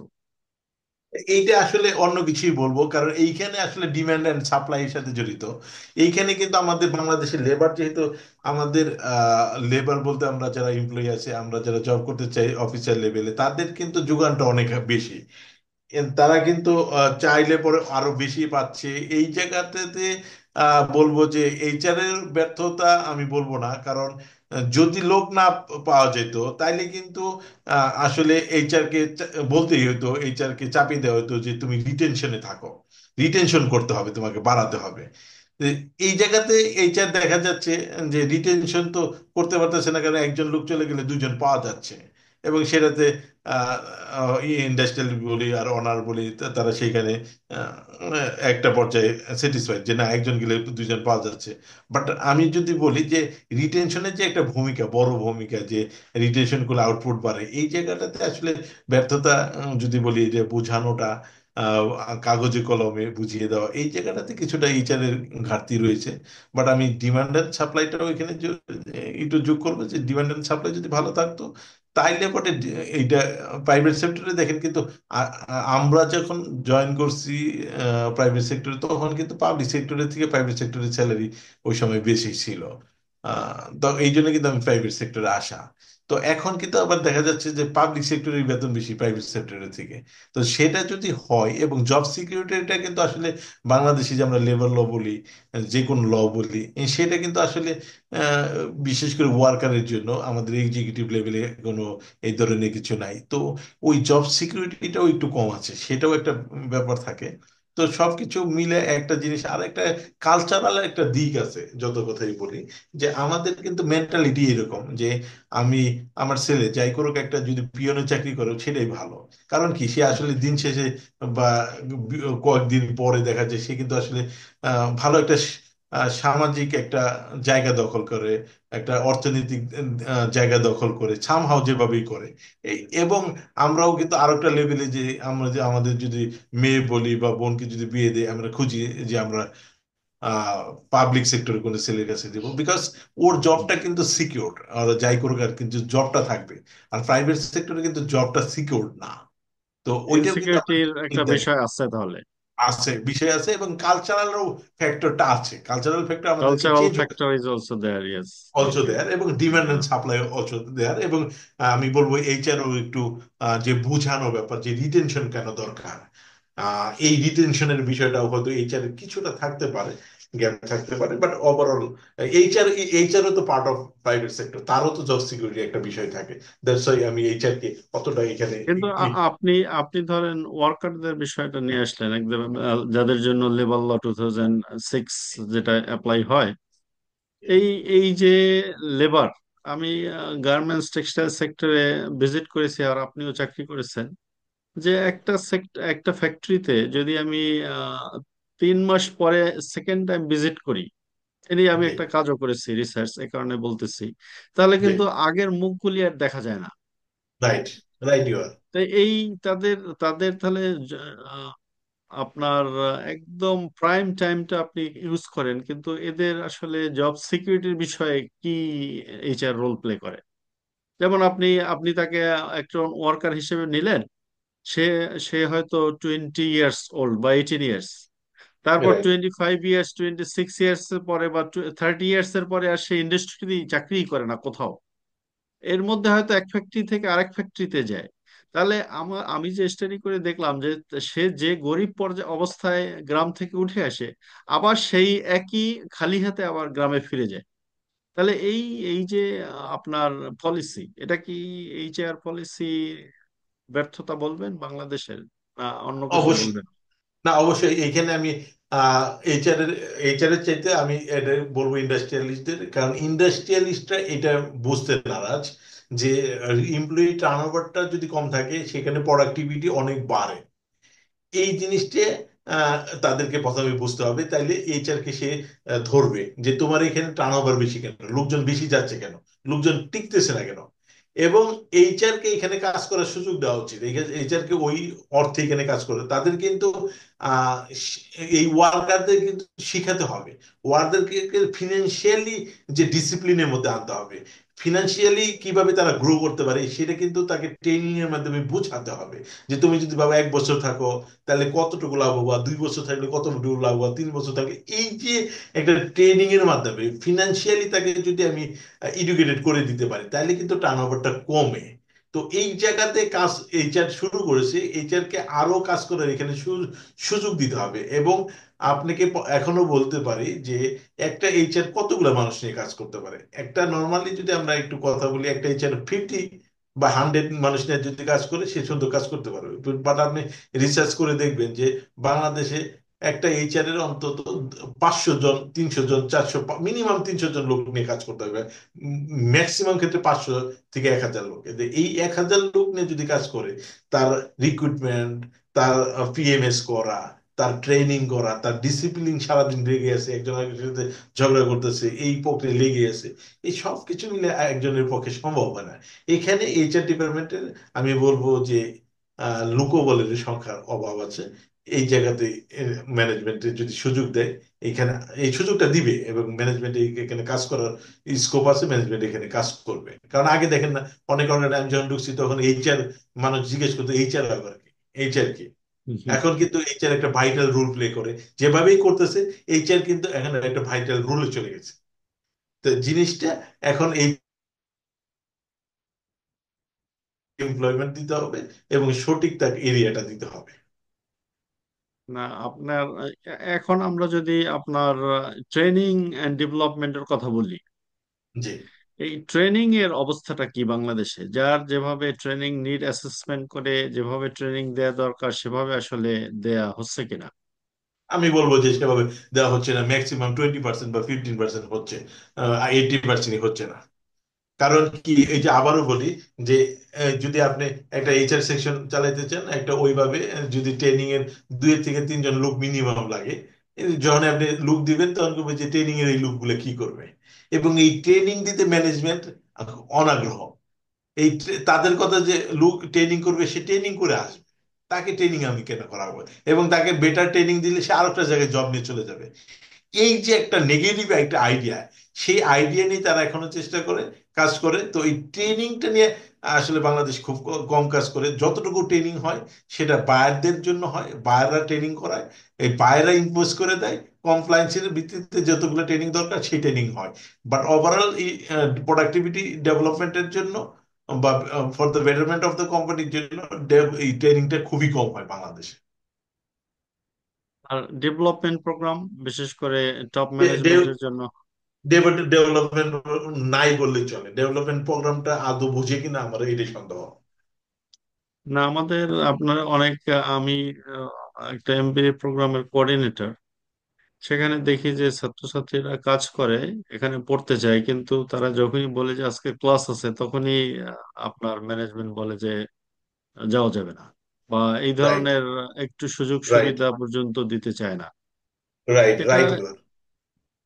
এই এই পরিস্থিতি উন্নয়নের কোনো মানে আপনার পথ দেখা যাচ্ছে কিনা ডেভেলপমেন্ট হ্যাঁ, প্রোগ্রাম? না, অবশ্যই পথ দেখা যাচ্ছে। এর মধ্যে কিছু ভালো অর্গানাইজেশন যারা একটু যারা খুব ফাস্ট এগিয়ে আসছে, যারা মার্কেটটাকে ডমিনেট করতে চাচ্ছে, যারা মডার্ন কনসেপ্টটাকে নিয়ে এগিয়ে আসতে চাচ্ছে, তারা কিন্তু অলরেডি এই কাজগুলো করা শুরু করছে। Management development programme, CPD, continuous development programme নিয়ে কাজ করতেছে। এটা বাট এইটাতে বললাম যে এটা ম্যাক্সিমাম 5% বা 10% ম্যাক্সিমাম লেভেলে, বাট 90% এখনো সেই জায়গাতে রয়ে গেছে, আগের জায়গাতে রয়েছে। তো সেইখানে আমি মনে করি এই জায়গাগুলোতে এইচআর কেও একটু অনেক কাজ করতে হবে। এইচআর এর নিজেকেও ডেভেলপ করতে হবে, এইচআর এর নিজে বডি ল্যাঙ্গুয়েজ চেঞ্জ করতে হবে, এইচআর কেও মোর কম্পিটেন্ট হতে হবে, এইচআর কে জব সিকিউরিটির ঊর্ধ্বে থাকতে হবে। এইচআর কে ভয় পেলে হবে না, এইচআর কে বোঝাতে হবে যে আমি আসলে ডেভেলপমেন্ট প্রোগ্রাম কেন লাগবে। আমি যে প্রতিনিয়ত প্রবলেম ফেস করতেছি, এই প্রবলেমটা মানুষকে নিয়ে, এই মানুষকে নিয়ে যদি প্রবলেম ফেস করি, মানুষকে যদি ডেভেলপ করি, তাহলে প্রবলেমটা থাকে না। এই জিনিসটা প্রতিনিয়ত কিন্তু ম্যানেজমেন্টকে বোঝাতে হবে। এই ম্যানেজমেন্ট কিন্তু আসলে বুঝে, যার সেই এইচআর কে বেশি প্রাধান্য যার ভোকাল ভালো, যে ভোকালি খুব সাউন্ড, যে চ্যালেঞ্জ নিতে পারে, যে বুঝাইতে পারে, যে কনফিডেন্টলি কথা বলতে পারে, তাকে কিন্তু আসলে মেনে নেয়। তো এই জায়গাতে খুব বেশি এইচআররা কাজ করে না, ওই একই কথা, জুজুর ভয়, মানে তার চাকরিটা থাকে কিনা, সবাই ওই জায়গাটাতে চিন্তা করে। দ্যাটস ওই যে আমি একটু হেসে দিয়ে একটা কথা বলি যে একটা এইচআর কে শুধু নলেজ রাখলেই হবে না, তার ফিনান্সিয়ালি তাকে একটু সাউন্ড হতে হবে। তাইলে সে জবটা করে মজা পাবে, সে অনেক উপরে উঠতে পারবে যে আমি জবটা করতে কম্প্রোমাইজ করব না, কারণ এইটা করা উচিত, এইটা করতে হবে, এই এই কারণে করতে হবে, কনফিডেন্টলি বলতে হবে, বডি ল্যাঙ্গুয়েজ থাকবে আপার লেভেলে। তাহলে আপনার বিয়ন্ড ট্রেনিং এন্ড ডেভেলপমেন্ট, আমরা যদি পারফরমেন্স অ্যাপ্রেজালের কথা বলি, আমাদের আসলে পারফরমেন্স অ্যাপ্রেজালের সিস্টেমটা বাংলাদেশে কতটুকু স্ট্যান্ডার্ড পারফরমেন্স পারফরমেন্স, অ্যাপ্রেজাল? না, আমি যদি আমি এখনো বলি পারফরমেন্স অ্যাপ্রেজাল স্ট্যান্ডার্ড এখনো পৌঁছে নেই। সবাই এখনো এখন একটু চেষ্টা করতেছে, কেপিআই নিয়ে কথা বলতেছে। কেপিআইটা যদি সবাই সেট করতে পারে তাহলে বলবো যে পারফরমেন্স অ্যাপ্রেজাল স্ট্যান্ডার্ডটা ঠিক আছে। বাট এই কেপিআইটা বললামই যে এই কেপিআইটা ইস্টাবলিশ করতে একটু সময় লাগবে, কারণ এইটা কি একটা নাম্বার হইলো এইচআর জব রোলটা বুঝে না, জব নেচারটা বুঝে না। দুই দুই নাম্বার হইলো এমপ্লয়ি রিটেনশন, এমপ্লয়ি যাচ্ছে আসতেছে, তাহলে যাকে শেখাচ্ছে সে চলে যাচ্ছে, একইভাবে যে এইচআর শেখাচ্ছে সেও চলে যাচ্ছে। এই যে রোটেশনাল, এইখানে যদি বন্ধ না করা যায়, এই কেপিআই নিয়ে কাজ করাটা প্রবলেম হবে। তার মানে এই পারফরমেন্স ইভ্যালুয়েশনটা ওই আগের মতোই, অ্যাটেন্ডেন্স, ও কয়দিন আসছে অ্যাটেন্ডেন্স, তার ফিজিক্যাল ফিটনেস ও ঠিক আছে, তার বিহেভিয়ার ভালো, কোয়ালিটি অফ ওয়ার্ক গুড। এই যে মানে তথাকথিত মানে জাজমেন্টাল, যার কোনো উইদাউট এভিডেন্স, এই পারফরমেন্স ম্যানেজমেন্ট সিস্টেম থাকলে তো আসলে সেটাকে আমরা পিএমএস বলতে পারবো না। তাহলে আপনার তাহলে প্রমোশন বা এই সব বিষয়গুলি কিভাবে আপনারা করেন বাংলাদেশে এখন? এই যে বললাম যে আমরা যে অ্যাপ্রেজালটা করে দিছি, অ্যাপ্রেজালটা করলে পরে অ্যাপ্রেজালটা করে কে? অ্যাপ্রেজালটা ডিপার্টমেন্টের হেড, ডিপার্টমেন্টে হেড করলে পরে তার একটা নেপোটিজম থাকে, সে করে দিচ্ছে, তারপরে আর অন্য একটা ডিপার্টমেন্টে যদি সাপোর্ট নেই, এই যোগসাজশে সেটা হয়। আর বেশিরভাগ ক্ষেত্রেই প্রমোশনটাই হয় নিড বেসে। বাংলাদেশে যদি সত্য কথা বলি, নিড বেসিস। নিড বেসিসটা কি হলো, যে একটা এমপ্লয়ি ছিল ভালো, তাকে রাখা যায় না, সে চলে গেছে, এখন কি, আহ, ওকে দাঁড় করে দাও, ও ভালো করবে। আসলে মোটামুটি ভালোও করতেছে, সেটাও করতে পারবে, বাট তাকে কয়েকদিন পরে দিল হতে হতো, তাকে কিন্তু তখন প্রমোটেড করা হচ্ছে, এটা একটা যেমন হচ্ছে। আর দ্বিতীয়ত ওই যে রেফারেন্সের কিছু বিষয় থাকে, রেফারেন্সের ভিত্তিতেও প্রমোশন হচ্ছে।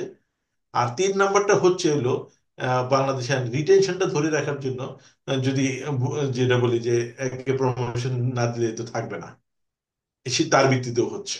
এই তিনটা কারণেই হচ্ছে। তার মানে কি তার আপনার অর্গানাইজেশনাল পারফরমেন্স ইমপ্রুভমেন্টের জন্য তার রোল না থাকলেও প্রমোশন হয় অনেক অনেক সময়। রুল না থাকে অনেক সময় হচ্ছে, বাট রুলটা যে একবার থাকছে না তা না কিন্তু। কারণ ওই ব্যক্তিটা আমরা প্রমোশন কখন দিব, তার কিন্তু যে কাজের পারফরমেন্সটাই ভালো থাকলে প্রমোশন হয় তা না কিন্তু। সেখানে আমরা যে দেখি কম্পিটেন্সি, কম্পিটেন্সিটা কি, যেখানে তার ম্যাচুরিটি আছে কিনা। পারফরমেন্স প্লাস যখন ম্যাচুরিটি টাচ করে তখন কিন্তু আমরা কম্পিটেন্ট তাকে বলি। তো ম্যাচুরিটি লেভেলটা কিন্তু এক্সপিরিয়েন্সের সাথে, সে কতদিন ধরে এই কাজটা ডিল করতেছে, তার সুপারভাইজার, তার যে সাবঅর্ডিনেট প্লাস সুপারভাইজার ডিল করতেছে, অন্য ডিপার্টমেন্টকে সে ডিল করতেছে, সিচুয়েশনটা কিভাবে হ্যান্ডেল করতেছে, সবকিছু মিলে সে কতটা ম্যাচিউরড, এটাই এটাই যখন তার পারফেক্টলি হয়, কাছাকাছি আসে, তখনই সে কিন্তু ম্যাচিউরড। ম্যাচিউরিটি প্লাস পারফরমেন্স যখনই তা একসাথে হয়, টাস্ক লেভেল ক্রস করে, তখন তাকে আমরা কম্পিটেন্ট বলি। কিন্তু এই কম্পিটেন্ট লেভেল না হলেও দিতে হচ্ছে, বিকজ সে না দিলে সে চলে যাবে, আবার ও চলে গেলে তার ব্যাকআপ আরেকজন নাই। এই সব কিছু মিলে যদি বলি, তাহলে এই প্রমোশনের জায়গাটাতে নিড বেসিসই হচ্ছে, এখানে না দিলে চলছে। হ্যাঁ, দু একটা ক্ষেত্রে ডেফিনেটলি হচ্ছে যে যে আসলে দরকার সেইটা, বাট সেটার সংখ্যা তো 5 to 10% বেশি হবে না। তারপর আপনার যদি কম্পেনসেশনের কথা বলি, যে যে আমাদের যে কম্পেনসেশন স্ট্যান্ডার্ড সেটা আসলে বাংলাদেশের প্র্যাকটিসটা কোন বেসিসে এই কম্পেনসেশনটা সেট করা হয়? এটা কি কোম্পানির আপনার পেরোল হিসাব করে, নাকি সোশ্যাল সিস্টেম অ্যানালাইসিস করে, বা মানে কম্পেনসেশনের স্ট্যান্ডার্ডটা কি আমাদের আসলে বাংলাদেশে? আপনি ভালো কথা বলছেন যে কম্পেনসেশনের স্ট্যান্ডার্ড হওয়া উচিত ইন্ডাস্ট্রি বেজ, যে এই ইন্ডাস্ট্রিতে এই গ্রেডে এই জব রোলে কত স্যালারি হওয়া উচিত। এটা আসলে ইন্ডাস্ট্রি প্লাস সোসাইটির ভিত্তিতে, যে আমার এই সোসাইটিতে বা আমি কিরকম লুক পাচ্ছি, তার আসলে মানটাকে। তো এইটার ভিত্তিতে কিন্তু আসলে আমাদের স্যালারি স্ট্রাকচার গ্রো করে। বাট বাংলাদেশের যেটা হচ্ছে, বাংলাদেশে হচ্ছে আমি স্ট্যান্ডার্ড প্র্যাকটিসটা শুরু করছি আমি নিজের মতো করে। তো আমি যখন শুরু করছি, আমি কিছু বললাম যে যে এলাকার লোক, আমার নিজের লোক দিয়ে আমি শুরু করছি, আমি তাদেরকে প্রবলেমে সাপোর্ট দিচ্ছি, আবার তাদের আমার খারাপ লাগলে আমাকে ধমকও দিচ্ছি, বাট আমার সাথে যেহেতু আন্তরিকভাবে মিশে গেছে, আমি তাদের নিয়ে সেট করছি। এখন এই স্যালারি স্ট্রাকচারটা বিলো বিলো থাক, তারা থাকতেছে বিকজ তারা ইন্ডাস্ট্রির সাথে, মালিক পক্ষের সাথে পরিচিত, তাদের কথা বা বকাঝকাও ভালো লাগে। এই স্ট্যান্ডার্ডটার সাথে মেনটেন করে তারা চলতে চাচ্ছে, এক নাম্বার। দুই নাম্বারটা হচ্ছে আহ, অনেকের স্যালারি একটু কম পাইলেও দেখতেছে যে সে অন্য জায়গায় গেলে টিকবে কিনা, তার যেহেতু স্কিল লেভেলটা অতটুকু নাই, সে তখন সামহাও যে কোনো ভাবে ওই জায়গায় টিকে থাকার চেষ্টা করতেছে। আর তিন নাম্বার বিষয়টা হইলো, এই যে স্যালারি স্ট্রাকচারটা আমরা একটা জায়গাতে রাখতে পারতেছি না, কারণ তখন আমরা দেখি যে বেশ কিছু ক্ষেত্রে টেকনিক্যাল লোকের প্রয়োজন হয়, যারা আসলে টেকনিক্যালি চাউন, তারা কিন্তু তাদের মার্কেটের ডিমান্ড অনুযায়ী তারা কিন্তু তখন মুভ করে, তখন ওই লোকটাকে আনলে আমরা বেশি টাকা দিয়ে আনি, তখন কারণ আমরা টেকনিক্যালি তাকে দরকার। তার মানে আমার স্যালারি স্ট্রাকচারটা আমরা সেট করতে পারতাম ইন্ডাস্ট্রি রিকোয়ারমেন্ট অনুযায়ী, যেখানে টেকনিক্যাল নলেজটা টাচ করবে বা তার স্কিল আছে। বাংলাদেশে যেহেতু স্কিল লেভেলটা কম, আমি একবার জয়েন করছি, তো স্কিল লেভেল যদি ডেভেলপ করি নাই, আমি কিন্তু ওই লেভেলটা স্যাটিসফাইড, যেহেতু অন্য জায়গায় গেলে আমি পাবো না, এক নাম্বার। দুই নাম্বার আরেকটা জিনিস সেখানে কাজ করে, সেটা হলো যে যেহেতু কালচারটা কেন ডেভেলপ হয় নাই, কর্পোরেট কালচারটা, সেই কারণে লোকজন কিন্তু জবগুলো ছাড়ে, নট অনলি যে খালি স্যালারির জন্য, তার বস তার কালচার অনুযায়ী কিন্তু স্যালারি সে ছেড়ে দিচ্ছে, অথবা একটু ভালো পাইলে সে স্যালারিটা স্যাক্রিফাইস করতেছে। তো এই যে জিনিসগুলা, এই স্যালারি স্ট্রাকচারটা ওভারঅল মোটামুটি মার্কেট যে ট্রেন্ড আছে, যে আসলে ইন্ডাস্ট্রিতে এইখানে অফিসের কত, এইটার কাছাকাছি করে। বাট কেউ স্ট্যান্ডার্ড প্র্যাকটিসটা করে না যে আসলে কত হওয়া উচিত, রোল অনুযায়ী কত হওয়া উচিত, এইটা প্র্যাকটিসটা কেউ করে না। এটা রিকোয়ারমেন্ট বেসিস, যখন দরকার পড়ে যে এই লোকটাকে দরকার, ঠিক আছে ওরা 5,000 টাকা বেশি দিয়ে নাও, ও মোটামুটি কিন্তু চলে। আপনি হ্যাঁ, আপনি বললেন যে টেকনিক্যালি সাউন্ড হলে আবার তার স্যালারি বেনিফিট স্ট্যান্ডার্ড জি করা হয়। জি কিন্তু আমাদের আপনি জানেন আমি বাংলাদেশ টেক্সটাইল বিশ্ববিদ্যালয়ের প্রফেসর। আমাদের ছাত্রদের যে অভিযোগ, যে তারা জি ইঞ্জিনিয়ার হিসেবে বের হয়, জি বের হওয়ার পরে তার স্যালারি 15 থেকে 20 হাজার টাকা, যে কারণে আমার ছাত্রের জি 25% কোনো চাকরি শুরু করে না। টোয়েন্টি ফাইভ জি পার্সেন্ট আপনার সরাসরি আমেরিকা যায়। জি মানে সে পাশ করার পরের দিন থেকে আপনার জিআরই পরীক্ষার ডেট নেয়। জি আর তার মানে কি, তার তার কিন্তু ট্যালেন্ট অত্যন্ত হাই লেভেলের। জি তাকে আপনারা নিয়োগ দেওয়ার পরে 15 হাজার টাকা যদি বেতন দেন, তো সে এই স্যালারিতে তো কেউ ওই ওই চাকরিতে যেতে চায় না। এইখানে আসলে আপনি, এক্সপার্টিসের ক্ষেত্রে আপনি কিভাবে বলবেন? এটা এক্সপার্টিস হ্যাঁ, হলেও তো দিচ্ছেন না, তারা তো ফুলি না না এক্সপার্ট। না না, এইটা এইটা আপনার সাথে দ্বিমত প্রকাশ করি এই কারণেই, আমি রিসেন্টলি যেখান থেকে জব ছেড়ে আসছি সেখানে আমি জয়েন করার পরে আপনার বুটেক্স থেকে আমি ফ্রেশ, একদম ফ্রেশ কেবল পরীক্ষা দিয়েছে, তাদেরকে 20,000 টাকা দিতাম, একদম 20,000 টাকা। এবং তাদের 6 মাস হলে পরে, 6 মাস না, অনেক ক্ষেত্রে 3 মাস হলেও 25,000 টাকা। এবং যাদেরকে আমি নিয়েছি তাদেরকে প্রত্যেকে ম্যাক্সিমাম 6 মাস হলে 25,000 এবং 30,000ও দিয়েছি। এবং দুর্ভাগ্যজনক ভাবে আমার এইখানে 80% লোকও টিকে নাই। এখানে ওই যে তাহলে এক কারণ কারণ হচ্ছে আপনি যে টাকা দেন ও থেকে ও যদি ব্যাংকে চাকরি নেয়, তো 60-70 হাজার টাকা দিয়ে শুরু করতে পারে চাকরি। তো তাহলে এখন ও ইন্ডাস্ট্রিতে আপনি বললেন যে 10-এর থেকে বা 15 থেকে 20,000, আমি কিন্তু এক বছরে তাকে স্যালারি দিচ্ছি 30-35,000। তাইলে কিন্তু আপনাদের কাছে যেভাবে বলতেছে সেই ব্যাখ্যাটা কিন্তু মিললো না। জিনিসটা মিলল হলো, না। 15-20 হাজার টাকা হয়তো আরো কিছুদিন আগে বলছে, কিন্তু আপনি আবার হতে একটা পারে অন্য কল্পনা, বাট কম্পিটিটিভ চাকরির কথাই বলেন না। তো যে সে কিন্তু 50 হাজার টাকার নিচে স্যালারি পাওয়া এন্ট্রি লেভেলে, টেক্সটাইল সেক্টর বাদ দিলে, ধরেন ব্যাংকে যদি যায় বা না, এখন মাল্টিন্যাশনাল ব্যাংক, কোম্পানিতে যদি চাকরি করার সুযোগ পায়, ইভেন রাইট, এখন এখন ক্যাডার সার্ভিসেও আপনার মানে তাদের সুযোগ সুবিধা বেশি। এক্স্যাক্টলি, সেটা তো আমি আপনার সাথে এগ্রি করি, কিন্তু আপনি কি এখন প্রত্যেকটা ইন্ডাস্ট্রি কি এর মাল্টি ন্যাশনাল লেভেলে দিতে পারবে? দিতে পারবে না, 1 নাম্বার। 2 নাম্বার, আমরা কিন্তু তাকে বলে দিচ্ছি যে তুমি 1 বছরের থেকে 2 বছর এটা পাবা, 2 বছরের এটা পাবা। কিন্তু এইখানে অনেস্টলি স্পিকিং, এইখানে তাদের মধ্যে কিন্তু এই জিনিসটা একটু ধৈর্য ধরে ভালো করার যে টেন্ডেন্সি এটা কম আছে। আবার এইখানেও এরকম আছে যে 3 বছরে একটা ছেলেকে, আপনার বুটেক্সের একটা ছেলেকে 3 বছরে জয়েন করছে, তার 3 বছর পরে তার স্যালারি হয়েছে 1,10,000 টাকা। এইভাবে কি, এটাকে কিভাবে মূল্যায়ন করবেন আপনি? এটা বুটেক্সেরই ছেলে। হ্যাঁ, এই এই ধরনের নেচারটা তার ম্যাক্সিমাম কেসে এরকম, যে হ্যাঁ, তিন আমি বছর বলতেছি চাকরি কারণ করলে কি, 1 লাখ টাকার বেশি বেতন পায়, কিন্তু এই যে শুরু, আপনি জি তাকে এন্ট্রি লেভেলই কিন্তু নিতে পারতেছেন না। আমি বললাম কি, যে 25% ছেলেকে আপনি ফ্যাক্টরিতেই নিতে পারবেন না। তাহলে কি আমরা কি না না রিসোর্স ইউটিলাইজ করতে 20, পারতেছি না তো? না রিসোর্স, আমি বলি এখানে রিসোর্স ইউটিলাইজেশনের বহুত way। যেমন আপনি সুন্দর কথা বললেন, অনেক অর্গানাইজেশন হয়তো 20ও দিবে না, তাহলে এখন দিতে রাজি আছে 20 এবং 25 স্ট্যান্ডার্ডে। কিন্তু আমাদের স্টুডেন্টরা যদি আমরা বলি যে তোমরা এইভাবে যাবা, এইটা থেকে শুরু করবা, তোমার টার্গেট থাকবে উইথড্র, যেমন আমি কিন্তু বোর্ড এক্সচেঞ্জ ছেলেদের, আমি নিজে একদম টাইটলি 3 মাসের আমি ওদের সাথে টাচ থাকতাম। ওদের এইটাও বলতাম যে তোমরা বুটেক্সের একজন ব্যক্তির নাম বলো যে 20 বছরে যার স্যালারি 15 লাখ হয়েছে আমার এই টেক্সটাইল ইন্ডাস্ট্রিতে, বলো। কেউ বলতে পারে না, কারণ নাই। বাট আমি ইন্টারমিডিয়েট পাস অনেকগুলো বলতে পারবো যারা 20 লাখ টাকা স্যালারি পাস চাকরি করে টেক্সটাইলে। তার মানে কি, আমাকে কিন্তু ইন্ডাস্ট্রিতে আমাকে নিজেকে ওনারশিপ নিয়ে কাজ করতে হবে। ইন্ডাস্ট্রিকে ওন করতে হবে, ইন্ডাস্ট্রিকে আমার জাত চেনাতে হবে। সেটা কিন্তু বুডেক্সের ছেলেদের করতে হবে। হোয়াই আই কেম ফ্রম বুডেক্স, এটা কিন্তু বলতে হবে। যেহেতু বুডেক্সের ছেলেদের অন্য জায়গায় সুযোগ আছে, জিআরই দেওয়ার সুযোগ আছে, অন্য জায়গায় যাওয়ার সুযোগ আছে, দ্যাটস ওয়াই তারা ওই চ্যালেঞ্জটা নিচ্ছে না। এই চ্যালেঞ্জটা যদি নেয়, তার বোর্ডেক্সের প্লাবের কি, শুধু বোর্ডেক্স না, ভালো জায়গার ছেলেগুলো অনেক ভালো করবে। নট অনলি বোর্ডেক্স, যেমন বুয়েটের ছেলেগুলো যাচ্ছে না।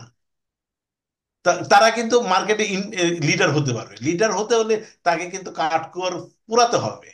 তাকে তাকে দেওয়ার জন্য কিন্তু কেউ বসে নাই যে তার একটা টেবিল ফিক্সড, গেলেই টাকা দিবে, এটা কিন্তু কোনোদিন হয় নাই তাহলে প্রাইভেট তাহলে জগতে। আপনার কম্পেনসেশনের মনিটারি ছাড়াও নন মনিটারি বিষয়গুলি আপনি কিভাবে ইয়েস, দেখবেন? রাইট।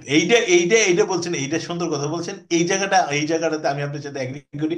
এই জায়গাতে স্টুডেন্টের সাথে আমি এগ্রি করি। এই জায়গাটাতে আমরা উছট খাচ্ছি এই কালচারটা ডেভেলপ করার জন্য, যে একজন স্টুডেন্ট সে ভালো জায়গা থেকে পড়াশোনা করে যাচ্ছে, তার সাথে একটা আনএডুকেটেড বা সেমি এডুকেটেড স্টুডেন্ট একই ব্যবহার করা যাবে না। তার ল্যাঙ্গুয়েজ আর তার ল্যাঙ্গুয়েজ সেম ল্যাঙ্গুয়েজ হবে না। তার জবরুল যেহেতু ডিফারেন্ট, সে এডুকেটেড, তাকে নার্সিং করতে হবে সেই লেভেলে। তাকে রিকগনিশন দিতে হবে প্রতিনিয়ত, তাকে অ্যাপ্রিসিয়েট করতে হবে, তাকে রিটেনশন করতে হবে। সেই কাজগুলোতে আমাদের ইন্ডাস্ট্রিতে বড়ই অভাব। এটা আপনার সাথে আমি এগ্রি করি। সেই দৃষ্টিকোণ থেকে তারা সেখানে রিটেন করে না, এইটা আমি এগ্রি করি। বাট স্যালারি বিষয়টা আমি বলবো যে স্যালারি ওপেন স্যালারি, প্রায় বাংলাদেশে প্রাইভেট সেক্টরে সবচেয়ে বেশি স্যালারি আরএনজি তে দেয়, এবং আরএনজি তেই দিবে। অন্য কোনো সেক্টরে এত স্যালারি কাউকে দিতে পারবে না, এবং এইখানে দেওয়ার কিন্তু সুযোগ আছে, কিন্তু স্কোপ কথা আছে। উঠতেছে যে আমাদের যে একটা স্ট্রাকচার থাকার দরকার, সেই আপনি যেটা শুরুতেই বললেন যে গ্রেডিং থাকা দরকার, সেই গ্রেড অনুযায়ী একটা পলিসি থাকা দরকার। সেই পলিসির সাথে গ্রেডিং এর আপনার প্র্যাকটিক্যাল বাস্তবতা আসলে কতটুকু মিল? না, সেটাকে অনেকখানি মিল আছে। সেই গ্রেডিং কিন্তু করে, সেই গ্রেডিং করে, সেই গ্রেডিং অনুযায়ী এগোয়। কিন্তু বিষয়টা হলো ওই গ্রেডিং পর্যন্ত অনেকেই আবার থাকতে চাচ্ছে না, অতটা সময় দিতে চাচ্ছে না। যেমন একটা গ্রেডের থেকে নর্মালি আরেকটা গ্রেডে যাইতে 2 বছর সময় দেখতে চায় সবাই, নাহলে প্রতি বছরই তার প্রমোশন হয় না। তো এই জায়গাতে 2 বছর কেউ থাকতে চায় না। আর ওই গ্রেডিংটা মোটামুটি আছে, গ্রেডিংটা ইস্টাবলিশ হচ্ছে, গ্রেডিং এর বাইরেও স্যালারি পাচ্ছে। গ্রেডিং এটা একটা যে মিনিমাম পর্যায়ে আমি বলবো যে সেখানে যে এক হাই এক স্ট্যান্ডার্ড লেভেলে বসিয়েছে তা না, বাট মিনিমাম একটা স্ট্যান্ডার্ড আছে। এবং এই গ্রেডিংটা তখনই আরো ইস্টাবলিশ হবে যখন ভালো ভালো স্টুডেন্ট এখানে চেষ্টা করবে যে আমি এখানে আছি, আমাকে দেখানোর সুযোগ দেওয়া হয়েছিল। আমি 1 বছর করেছি, 2 বছর করছি, তারপরে আমাকে সুযোগটা দেওয়া হয় নাই, আমাকে রিকগনিশন দেওয়া হয় নাই, দ্যাটস ওয়াই আমি রিজাইন করছি। এই কাজগুলো কিন্তু বহুত ইয়েতে করতে হবে, ইন্ডাস্ট্রির কিন্তু আদায় করে নিতে হবে। কিন্তু আমি তো বললাম যে আমার যদি অপরচুনিটি থাকে নাসাতে জব করার, আমি কেন ইন্ডাস্ট্রিতে এই প্রাইভেট সেক্টরে ওইটা থেকে একটা জায়গা আমি দখল করব, জায়গা ইস্টাবলিশ করব, সেই জায়গাতে একটু তারপর গ্যাপ এখন রয়েছে। যাই হোক, অনেক রাত হয়ে যাচ্ছে। আপনার ধরেন রিটেনশন সেপারেশনের বিষয়ে আপনার ইন্ডাস্ট্রির পলিসি কি, প্রাইভেট সেক্টর বিশেষ করে? যেমন প্রাইভেট একটা লোক সেক্টর চাকরি চাকরি ছেড়ে দিল, সে আসলে কতটা স্মুথলি তার বেনিফিট গুলি নিয়ে যেতে পারে? অনেক অনেক ক্ষেত্রে অভিযোগ শোনা যায় যে তাকে বিভিন্ন কারণ দেখিয়ে আর কোনো রিটায়ারমেন্ট বেনিফিটস গুলি দেওয়া হয় না। এই ধরনের বিষয়টা প্র্যাকটিক্যালি আসলে প্রাইভেট সেক্টরে কোন স্ট্যান্ডার্ডে আছে? এইখানে আমি যদি বলি, এইটা মোটামুটি 80% অর্গানাইজেশনে এখন সেপারেশনের বেনিফিট দিয়ে দেওয়া হয়, 20% বা 25% অর্গানাইজেশন এখনো ঠিক মতো সেপারেশনের বেনিফিটটা দেয় না। এই যে ইমপ্রুভমেন্ট করতে হবে। যারা দেয় না তাদের কিন্তু কালচারও খারাপ, তাদের কাছে ভালো ছেলেপেলে আর যেতে চাচ্ছে না। দ্যাটস ওয়াই কিন্তু ওই যে যেটা বলি অ্যাপেক্স, সরি ওপেক্স, ওপেক্স এর মতো একটা বড় প্রতিষ্ঠান ধ্বংস হয়ে গেল। এরকম আরো প্রতিষ্ঠানগুলো কিন্তু এরকম খারাপ হয়ে যাচ্ছে দিন দিন, বিকজ অফ দ্যাট। আরেকটা যে আসলে রিটেনশনের ব্যাপারে আসলে সত্যি কথাই, যে রিটেনশনটা নিয়ে আমরা আসলে খুব বেশি কাজ করি না। রিটেনশন বলতেই আমরা সবাই বুঝি যে তাকে স্যালারি বা বেনিফিট বাড়িয়ে দেওয়া হোক সবাইকে। রিটেনশন আসলে সবকিছু সেটা না। রিটেনশন হলো ওভারঅল একটা কালচার। যেমন একটা অর্গানাইজেশনে যদি কোনো ছেলে যদি স্যালারির জন্য চাকরিটা ছেড়ে যায়, সেখানে যদি কালচারটা ভালো থাকে, তাহলে ভবিষ্যতে সে আবার ব্যাক করতে পারে। আর যদি কোনো ছেলে একটা অর্গানাইজেশন ছেড়ে দেয় কালচারের কারণে, স্যালারির কারণে না, সে কিন্তু কখনোই ব্যাক করবে না, বিকজ সেখানে পোর কালচার। তো তো আসলে ওভারঅল একটা কালচারাল ডেভেলপমেন্ট দরকার আছে। সেই কালচারাল ডেভেলপমেন্ট রিটেনশনের জন্য একটা বিরাট ভূমিকা রাখে। সেইখানে কাজ করতে হবে। বাংলাদেশে এই জায়গাটাতে কাজ করার অনেক সুযোগ আছে। এইখানে ইন্ডাস্ট্রিয়ালিস্টের একটু অহমিকা বলবো আমি। এখানে আপনার মাধ্যমেই বলতে চাই, ইন্ডাস্ট্রিয়ালিস্টরা একটা কথা বারে বারে বলে সবসময় যে আমি 60,000 লোকের কর্মসংস্থান সৃষ্টি করেছি, আমি 1 লাখ লোকের কর্মসংস্থান সৃষ্টি করেছি। এই যে কথাগুলো বলে এটা ঠিক না। এই 60,000 লোক কিন্তু তাকে টিকিয়ে রাখছে। হি যে অন্টারপ্রিনার, হি যে রিস্ক টেকার। এই 60,000 লোক না থাকলে সে কিন্তু, এই 60,000 লোক যদি মুখ মুখ ফিরিয়ে নেয়, এই লোকজন যদি তার দিকে না থাকে, এই তার সাম্রাজ্যের কিন্তু সে ধসে যাবে। এখানে অহমিকার কিছু না। এই 60,000 লোকরে যদি সবসময় যদি ধরে রাখতে পারে, রিটেনশন দিয়ে রাখতে পারে, রতন টাটার মতো চিন্তা করতে পারে, তাইলেই আমাদের আমাদের বাংলাদেশের উন্নতি হবে। অনেক বেশি উন্নতি হবে। কারণ আমাদের এই মানুষের কমিটমেন্ট আছে, মানুষের ডেডিকেশন আছে, মানুষের হার্ডওয়ার্ক আছে। কিন্তু আমাদের আরেকটা ইন্ডাস্ট্রিয়াল এটা একটু গ্যাপ আছে, অনেক গ্যাপ আছে আরেকটা এখানে। ইন্ডাস্ট্রিয়ালিস্টদের নিয়ে যেহেতু কথাই তুললেন, যে আরেকটা বিষয় যেমন বেক্সিমকো, জি, বেক্সিমকোর স্টাফ বা এমপ্লয়ি সংখ্যা অ্যারাউন্ড ধরলাম 50,000। জি, 50,000 আর তার লোনের পরিমাণ তো আছে 50,000 কোটি টাকা। জি, তাহলে যদি পার হেড তো 1,000 crore টাকা পার হেড লোন আছে, জি। তাহলে আপনার এই লোনটা তাহলে ইউটিলাইজ কিভাবে হয়? এই ধরনের পিকচার শুধুমাত্র বেক্সিমকো না, আমি অনেক ফ্যাক্টরি চিনি যারা আপনার বিভিন্নভাবে টাকা পাচার করে বা ইত্যাদি ইত্যাদি করে। তাহলে জি, সেই সেই এই লোন যে ফেসিলিটি নিচ্ছে তারা, জি। এটাও তো আসলে ব্যবসায়িক উন্নয়নে ম্যাক্সিমাম ইন্ডাস্ট্রিয়ালিস্টই লাগায় না বলে আমার মনে হয়। না, 100% আপনি যেটা বলছেন, আমি আরো যদি গভীরে বলি, আপনি সুন্দর করে বলছেন। আমি I will tell it, it is a disease, disease. কারণ এটা একটা রোগ বলবো, ইন্ডাস্ট্রিয়াল রুগ্ন মনোমানসিকতা। এই যে সালমান এফ রহমান, সে এতগুলা টাকা নিছে, দেশের আসলে বড় ধরনের ক্ষতি তো করছে, আর কিছু করে নাই। পাচার করছে। এরকম আরো কিছু লোক আছে যে এগুলা করছে। এর চাইতে নগ্ন আরো একটা উদাহরণ দিব, যে আমি নাম বলবো না। তার ইন্ডাস্ট্রিয়ালিস্টের, তার মানে মালিকের মেয়ের, মেয়ে না, তার ভাস্তির বিয়ে। সেই বছর তার ভাস্তিকে মোটামুটি 200-250 ভরি স্বর্ণ দেওয়া হয়েছে। বাট ওই বছর সামহাও প্রোডাকশন একটু কম হয়েছে। এমপ্লয়ীদের ইনক্রিমেন্ট একবারে ন- জঘন্য করে দিচ্ছে। মানে যেখানে ইনক্রিমেন্ট 10% হয়, সেখানে সেটা 3%, 4% করে দিচ্ছে। এই যে মন মানসিকতা, যে আপনার যদি আসলেই লাভ না হয়, তাহলে আপনার আহ, নিজের আত্মীয় স্বজন বা আপনার ঘরের মানুষকে ঠিকই তো আপনি দিচ্ছেন, বা আপনি আরো জমি জমা কিনতেছেন, কিন্তু এমপ্লয়ির হকটা আপনি দিচ্ছেন না। তো এইটা এই যে আমি বলি এই আমাদের ট্রিটমেন্টটা সরকার। আসলে জি, ওনারদের treatment toward the employees is also not acceptable, no, not standard. Never. Right. এবং বাংলাদেশে কিছু অর্গানাইজেশন আছে যেটাতে মানুষ সবসময় চাকরি করতে চায়, কারণ ইন্ডাস্ট্রিয়ালিস্টের মন মানসিকতা উদার। সে সবাইকে নিয়ে চিন্তা করে। আর 95% বলবো যে এইরকম মনে হয়, সেটা সেখানে কেউ চাকরি করতে চায় না। দুঃখের বিষয়, আমরা যারা প্রাইভেট সেক্টরে এসেছি, আমাদের চাকরি করেই খেতে হয়। এর জন্য আজকে আমি এখানে আছি, কালকে ওইখানে আছি, আরেকজন ওইখান থেকে এখানে আসে, আমি ওইখান থেকে ওইখানে যাই। কালচার কোনো চেঞ্জ হচ্ছে না। কালচার চেঞ্জ হচ্ছে না। আমরা এভাবে যাচ্ছি আমাদের প্রয়োজনের জন্য, ওই যে ডিমান্ড এন্ড সাপ্লাই বললাম। দ্যাটস ওয়াই তারাও ইন্ডাস্ট্রিয়ালিস্টে মনে করবো ওই একজন গেলে 10 জন আসবে। তারা বলে যে এটা ট্রেনের বগির মতো, এক স্টেশনে নামবে আর এক স্টেশনে উঠবে। এটা ট্রেনের বগি, এটাতে অরিড হওয়ার কিছু নাই, এই ধরনের কথা তারা বলে। তারপর এখন আরেকটা বিষয় যে আমাদের যে সোশ্যাল রেসপন্সিবিলিটি, সোশ্যাল রেসপন্সিবিলিটির মধ্যে যে ডাইভার্সিটি ইস্যু, মেল ফিমেল, তারপর হলো যে আপনার অ্যাবল ডিসেবল লোকদেরকে অ্যাকোমোডেট করা, আমাদের এই সোশ্যাল রেসপন্সিবিলিটি হিসেবে এইচআর আসলে কতটুকু রোল প্লে করতে পারে? সোশ্যাল রেসপন্সিবিলিটি এইচআর খুবই কম রোল প্লে করতে পারে এখানে। আসলে ডাইভার্সিটি নিয়ে কাজ করতে পারে না, ডিসেবল নিয়ে কাজ করতে পারে না, ডেঞ্জার ইকুইটি নিয়ে কাজ করতে পারে না। সত্যি কথা বলি, কারণ এখনো আমরা বলি যে, যেটাকে আমি বলি কর্পোরেট গভর্নেন্স। মালিক পলিসি সাইন করবে, পলিসি মানতে হবে, সেই পলিসিটা মানাবে কে, ইমপ্লিমেন্ট করবে এইচআর, এইচআর মাধ্যমে হবে। বাট তারা এটা করে না, এইচআর কে ডমিনেট করে। এইচআর কে বলে এটা নিয়ে আসো, এটা করো, এটা এইভাবে করো, এটা এইভাবে করো। তুমি এই সমস্ত পলিসি থাকবেই, তুমি তোমার মতো করে কাজ করো। এই জায়গাতে আসলে এইচআর এর কাজ করার অনেক ইচ্ছা আছে। দ্যাটস ওয়াই আমি আবারও বলবো, যারা এইচআর এ ডেভেলপ করতে চান তারা নিজের কোয়ালিটিটা ডেভেলপ করেন। আপনারা জব করবেন ঠিকই আছে, কিন্তু সার্ভিস দিবেন, চিন্তা করবেন যে আমরা সার্ভিস দিবেন বলে আমি জবটা করতেছি, আমি কারো আন্ডারে চাকরগিরি করতেছি না। আপনার যদি স্কিলটা ভালো হয়, স্কিলটা ডেভেলপ করবেন, বডি ল্যাঙ্গুয়েজ ঠিক থাকবে, তাহলে এইচআর এর সার্ভিসটাও ভালো হবে।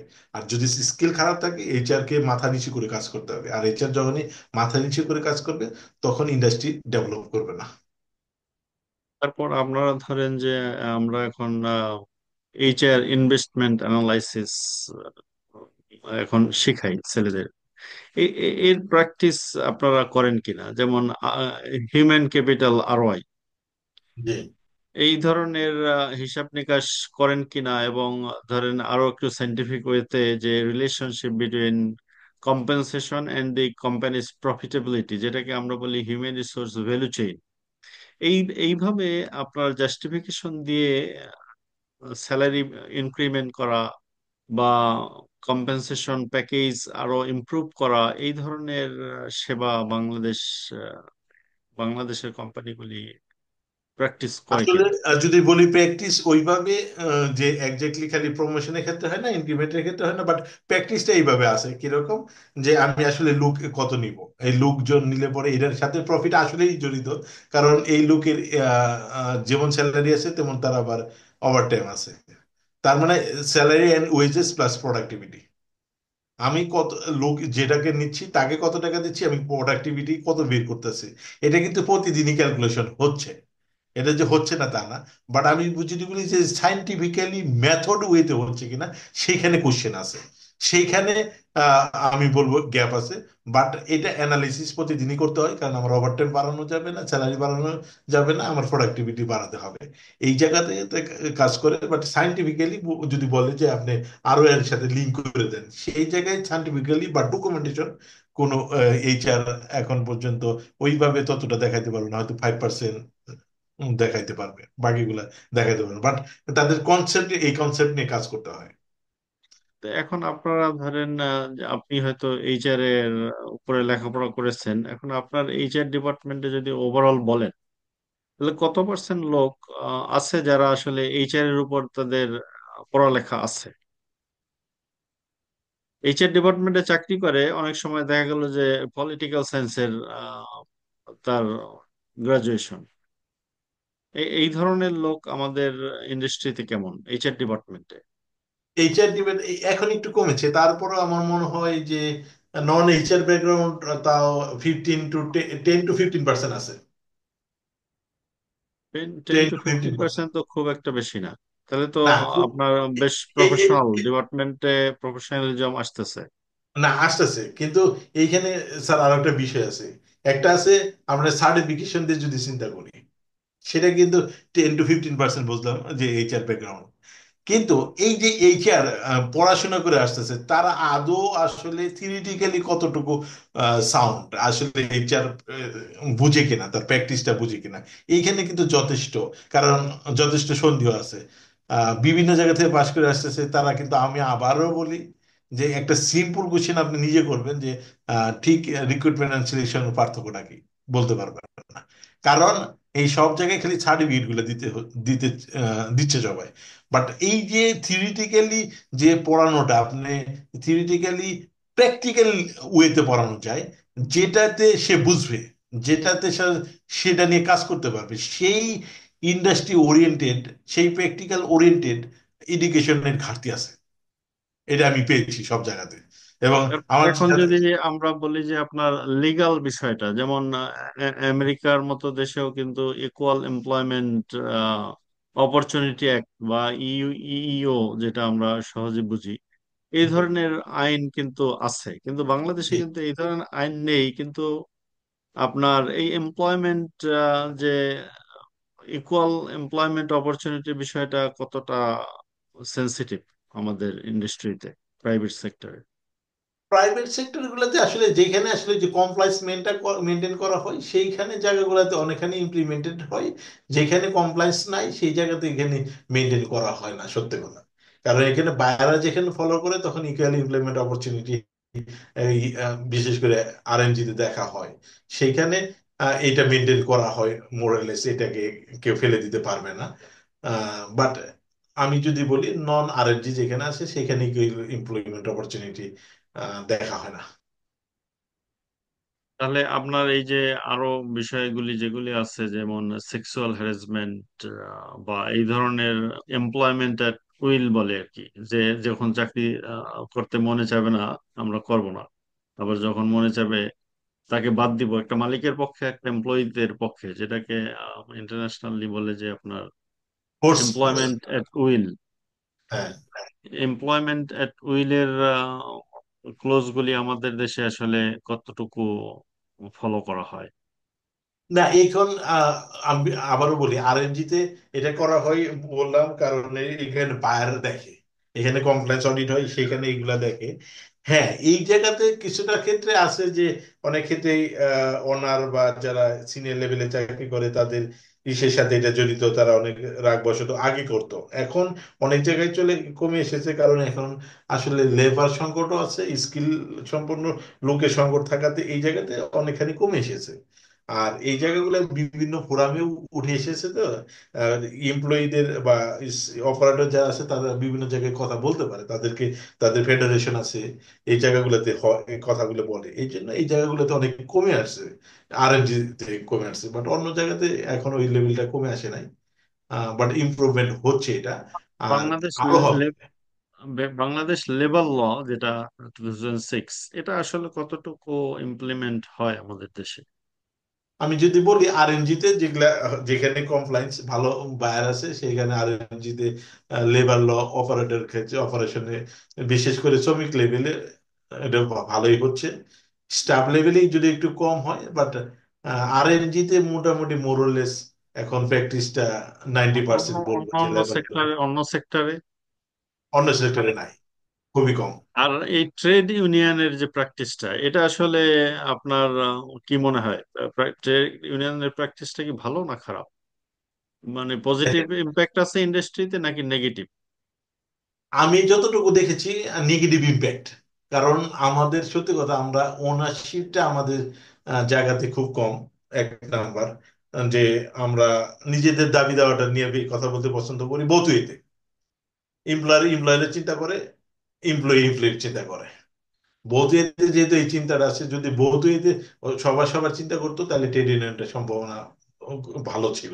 যেহেতু এটা আমরা আমরা যার যার চিন্তা করি, এটা বাংলাদেশে ট্রেড ইউনিয়নটা ইফেক্টিভ কখনোই হবে না, অতীতেও হয় নাই, ভবিষ্যতেও হবে না। মানে তাদের আসলে ওনারশিপের বিষয়টা একটা ফ্যাক্টর। একজ্যাক্টলি অনার্সিপের বিষয়টা, কারণ আমি যেখানে চাকরি করি আমি আমার জীবনের সর্বোচ্চটা দিয়ে করব। আর অনার মনে করবে যে একটা লোক 1 বছর টিকে গেছে, 2 বছর টিকে গেছে, সে অনারশিপ নিয়ে কাজ করে, তার ছোটখাটো ভুল হতে পারে, ভুল শুধরিয়ে রিকগনিশন দাও, সেই কোম্পানির অ্যাসেট তাকে ধরে রাখো। এই বোধ এতে কাজ করতে হবে। এমপ্লয়ারও দেখে না 3-4 বছর হয়েছে একটা লোক ভালো কাজ করতে হঠাৎ করে ভুল করতেই পারে, ওরে ওই একটা জঘন্য একটা আচরণ করলো, খারাপ আচরণ করলো, ওর একটা অ্যাকশনে গেলো, বকাঝকা করলো, বাগুলো আরে বের করে দাও, টাকা পয়সা দিয়ে বের করে দাও ল অনুযায়ী। বাট এটা তো সলিউশন না, এটা তো পারচেস করা হলো না, তাকে রিকগনিশন দেওয়া হলো না, তার জব সিকিউরিটি দেওয়া হলো না, এই কারণে এটা একটা।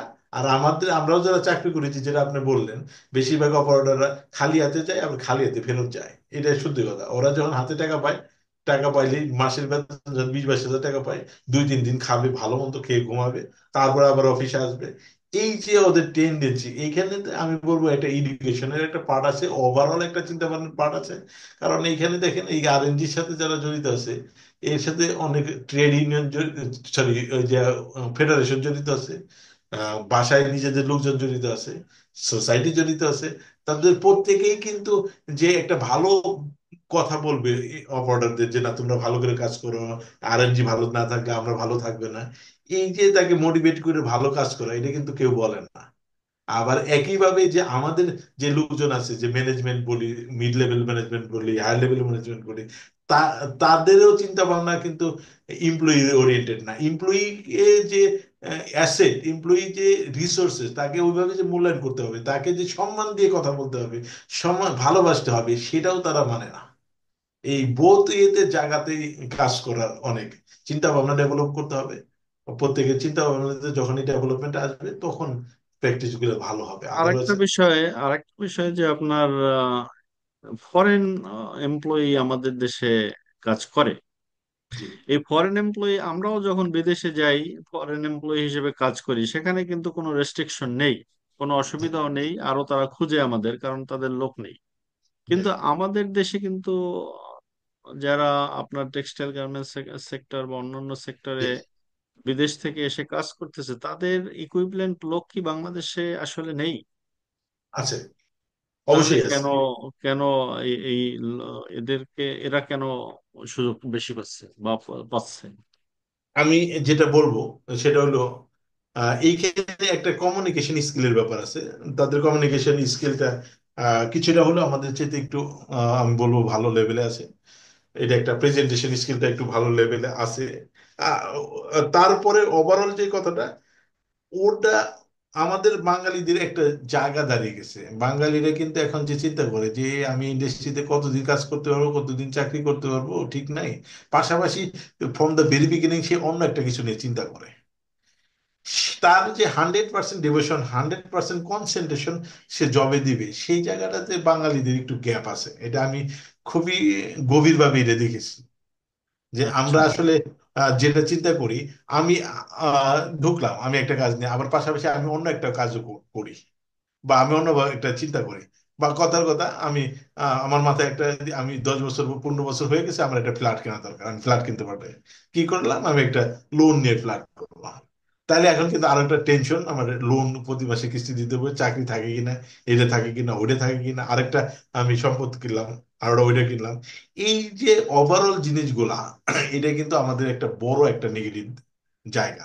অথচ আমরা যদি এইখানে সময় দিই যে না ওইটা দেখবো না, আমি চাকরি করব, আমি চাকরি করলে আমার ভালো জায়গা কি সৃষ্টি হবে, অটোমেটিক্যালি আসবে। যা এরকম যারা করছে বাংলাদেশের যে এখন সিইও হচ্ছে না তা না, হচ্ছে বাংলাদেশে ভালো ভালো ছেলেপেলে ভালো করতেছে।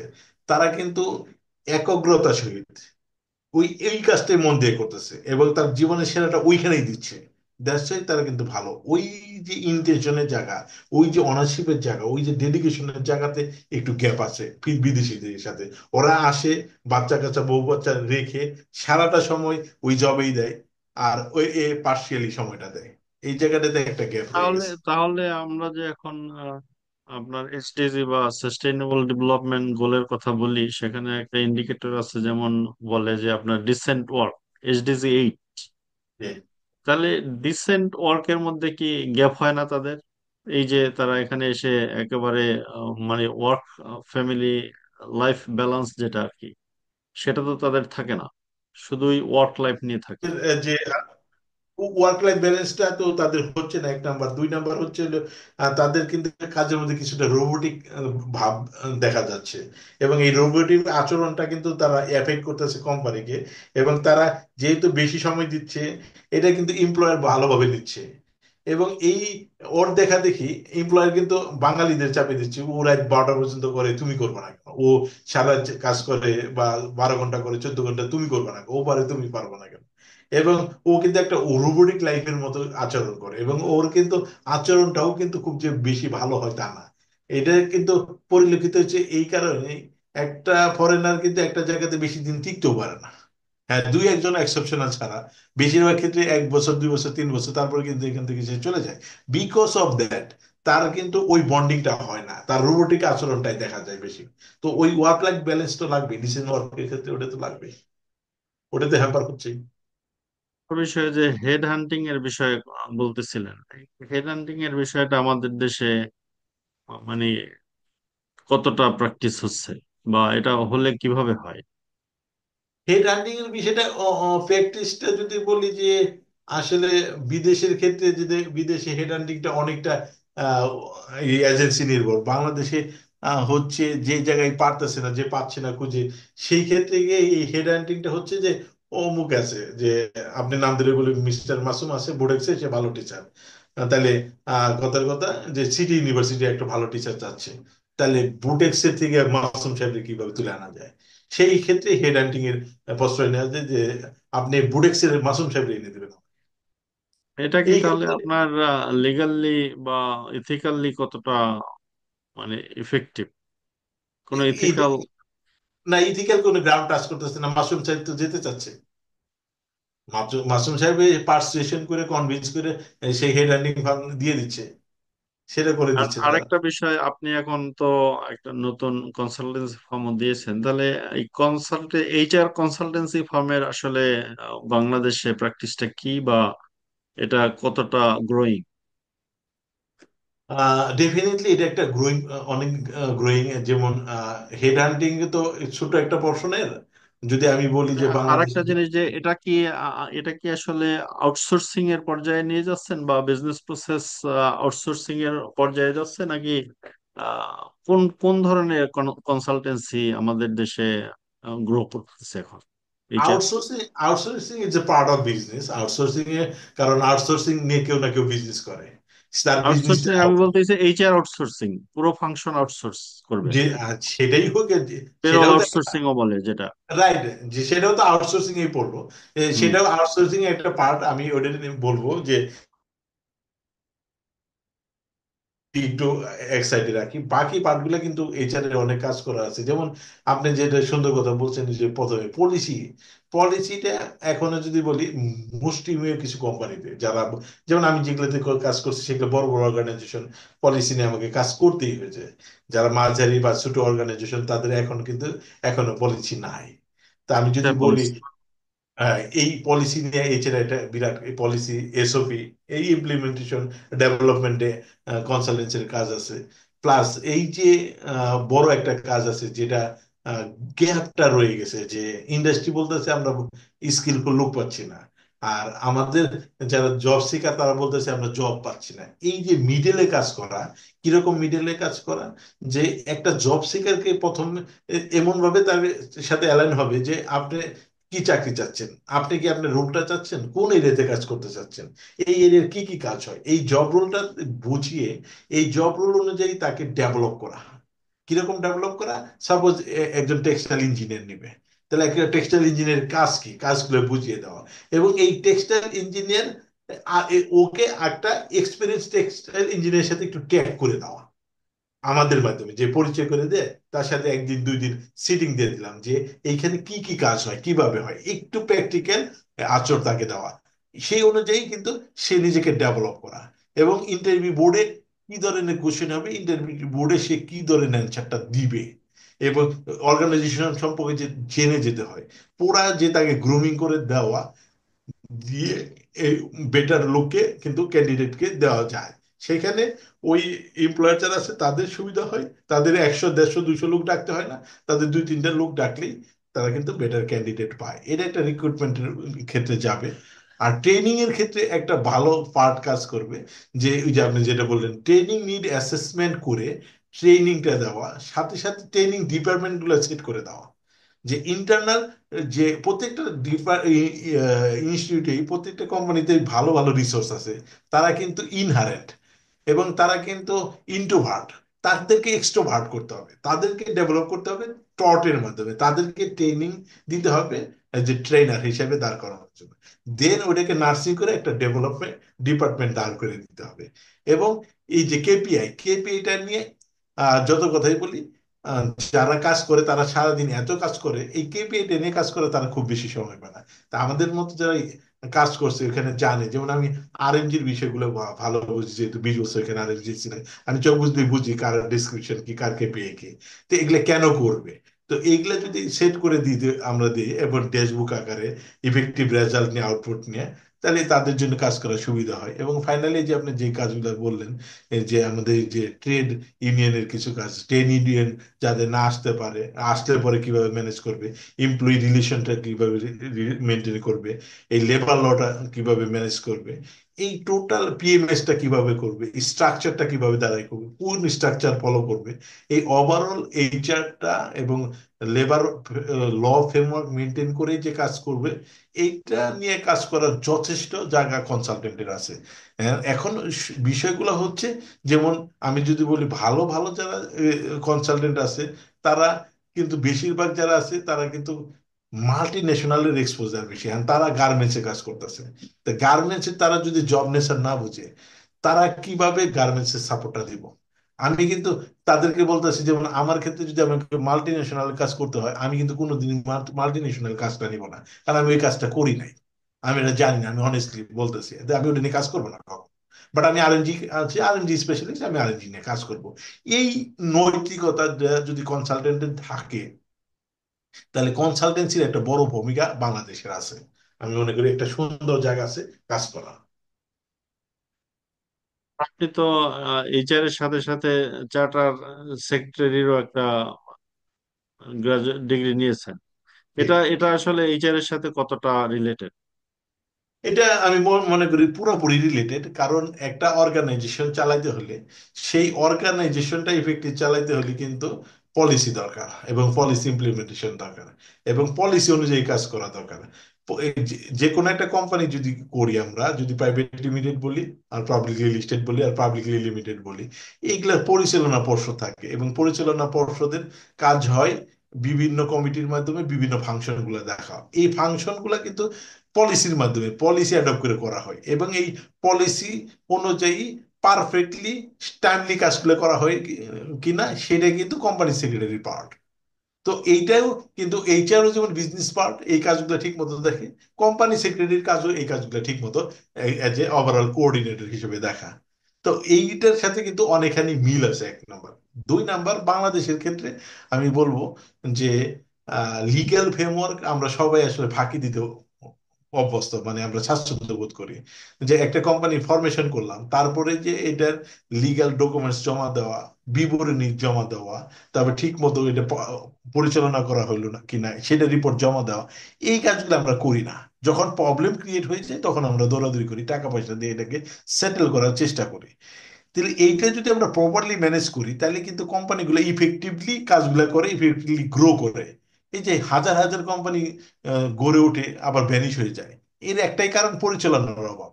এই পরিচালনাটা সঠিকভাবে করার যে প্রক্রিয়াটা হচ্ছে কিনা, সেটাই কিন্তু একটা চার্টার সেক্রেটারি দেখার বিষয়। সেটা আমরা প্রাইভেট হিসেবে, আমরা প্রাইভেট স্ক্রুটিনাইজার হিসেবে আমরা এটা দেখে দিতে পারবো। সেই জন্যই আমাদেরকে এই এইটা অথরাইজেশনটা দেওয়া হয়েছে। এটা আমরা আহ, এই এটা বলি সেক্রেটারিয়াল অডিট। একটা আমরা এইচআর অডিট বললাম, আর হলে সেক্রেটারিয়াল অডিট। সেক্রেটারিয়াল অডিটের মধ্যে আমরা প্রত্যেকটা পরিচালনা ঠিক মতো হচ্ছে কিনা সেটা স্ক্রুটিনাইজিং করে একটা রিপোর্ট আমরা আরজিএসসি কে, রেজিস্টার অফ জয়েন্ট স্টক কোম্পানিকে দাখিল করতে পারি, যেটা আমাদের সিগনেচার হবে।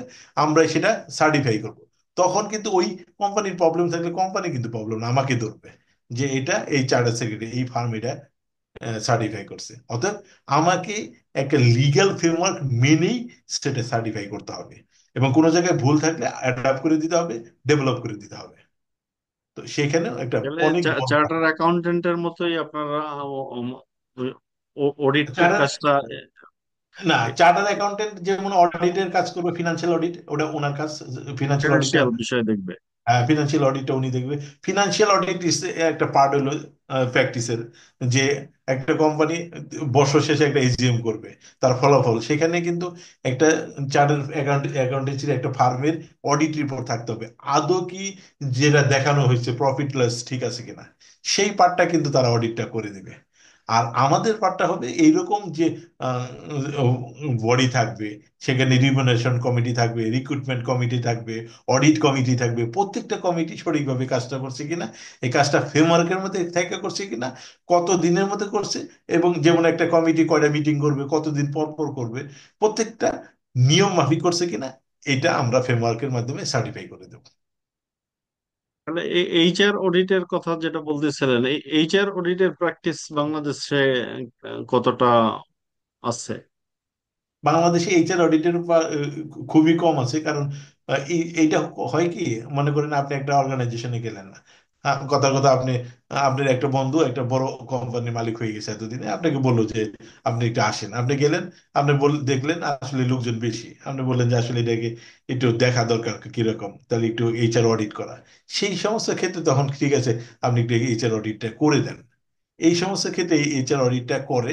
বাট প্রতি বছর যদি এইচআর অডিটটা করায় যে আসলে আহ, যতগুলা লোক থাকার কথা, সেই লোক প্রপারলি আছে কিনা, তার জবটা সে প্রপারলি করতেছে কিনা, এবং কোনো জায়গায় ড্রেনেজ হচ্ছে কিনা, প্রোডাক্টিভিটি লস হচ্ছে কিনা, এইখানে আমার যে টাকা স্যালারি দিচ্ছি সেইখানেও লস হচ্ছে কিনা, এই টোটালটাই কিন্তু করতে পারে, এবং সাকসেসফুল হচ্ছে কিনা, গ্যাপ কোথায়, থ্রেড কোথায়, সব কিছু নিয়ে কিন্তু এইচআর অডিট। এটা একটা হোলিস্টিক একটা রিপোর্ট, আমি বলি যে এই মানব সম্পদের একটা অবস্থানটা কি, সেটা কিন্তু আসলে প্রতি বছর যদি এই সে ইয়ের চার্টার্ড অ্যাকাউন্টেন্সি অডিটের মতো যদি করতো, তাহলে ভালো হইতো প্রতিটা অর্গানাইজেশনের জন্য।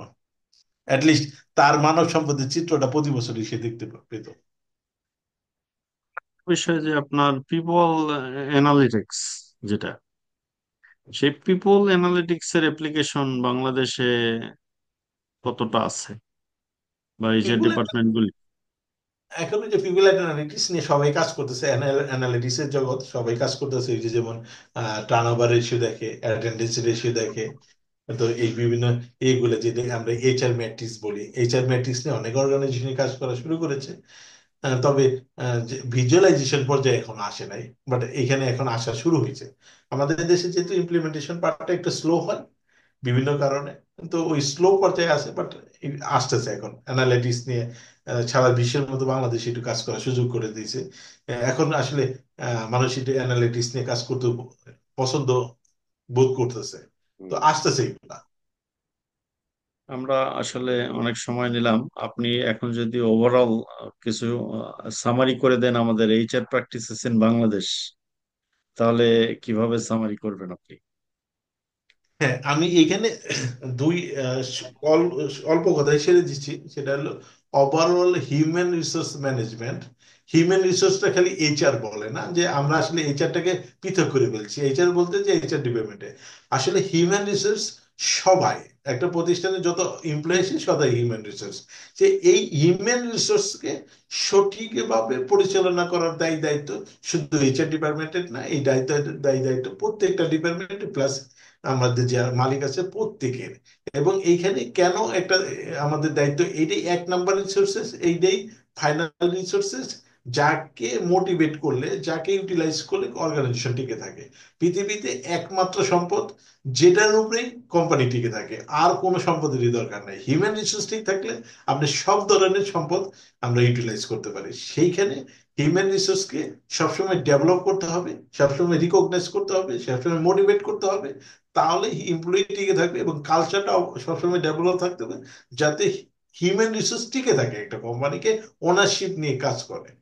দুই নাম্বার বিষয়, এখানে এইচআর কে সবসময় প্রোয়েক্টিভলি কাজ করতে হবে। এই জন্য এইচআর কে পড়াশোনা বেশি করতে হবে। এইচআর এর থিওরিটিক্যাল পার্ট যতই বলি যে প্র্যাকটিস আমাদের দেশে নাই, আমাদের কোনো মডেল নাই, আমাদের মেটেরিয়াল নাই, নো, আমাদের যে নর্মাল বেসিক বইটা আছে, human fundamental of human resource management, that's enough. এইটা আমাদেরকে বুঝে পড়তে হবে, ভালোভাবে আয়ত্ত করতে হবে। সেগুলো নিয়ে যদি আমরা কাজ করি, তাইলে আমরা ভালো এইচআর প্র্যাকটিশনার হতে পারবো। এবং একজন এইচআর প্র্যাকটিশনার দূরদর্শী হতে হবে, তার বডি ল্যাঙ্গুয়েজ থাকতে হবে প্রোয়েক্টিভ, যাতে সে ম্যানেজমেন্টকে সবসময় কনভিন্স করতে পারে, ম্যানেজমেন্টকে সাপোর্ট দিতে পারে, ম্যানেজমেন্টকে প্রবলেম সলিউশন দিতে পারে। ম্যানেজমেন্ট যাতে বুঝে আমার এইচআর আমাকে সলিউশন দেয়, আমার এইচআর আমাকে প্রবলেম দেয় না। এই জায়গাগুলোতে এইচআর এর কাজ করতে হবে। এবং পরিশেষে এইচআর কে বলবো, যারা এইচআর ফিল্ডে আপনার আসতে চান, এইচআর ফিল্ড অনেক বড় এবং অনেক লো ক্রিয়েটিভও বলবো এবং চ্যালেঞ্জিংও বলবো। যে যারা চ্যালেঞ্জ নিতে পারবেন তারা এইচআর আসেন, অনেক ভালো করতে পারবেন। আর ফাইনালি আমি ইন্ডাস্ট্রিয়ালিস্টদের উদ্দেশ্যে একটা কথাই বলবো, যে মানুষকে, পিপুলকে, এমপ্লয়িকে ভালোবাসেন। এই এমপ্লয়ি আপনার অ্যাসেট, এই এমপ্লয়ি আপনার লাইবিলিটি না। এই এমপ্লয়িকে যেদিন থেকে আপনি অ্যাসেট পাবেন, সেদিন থেকে আপনি প্রতিষ্ঠান গ্রো করবে। এই বলে আমি আমার এক্সপিরিয়েন্স জায়গাটা শেষ করতে চাচ্ছি। Thank you. থ্যাংক ইউ আপনাকে, অনেক ধন্যবাদ। আপনি আমাদের সময় দিলেন। আমরা এর আগে একটা ইন্টারভিউ নিয়েছিলাম ইংলিশে, এবার বাংলায় নিলাম, কারণ আমরা বাংলাদেশের এইচআর প্র্যাকটিস ছাত্ররা যেন আর একটু ভালোভাবে বুঝতে পারে, সে কারণে ইচ্ছা করি আমরা ইন্টারভিউটা বাংলায় করলাম। হ্যাঁ, আপনাকে, আমিও সেজন্য বাংলাই বললাম, যাতে সবার জন্য বুঝতে সুবিধা হয়। হ্যাঁ, আপনাকে অসংখ্য ধন্যবাদ। আপনাকেও তাহলে অনেক আমরা ধন্যবাদ আ- আমাকে আ- সময় দেওয়ার জন্য।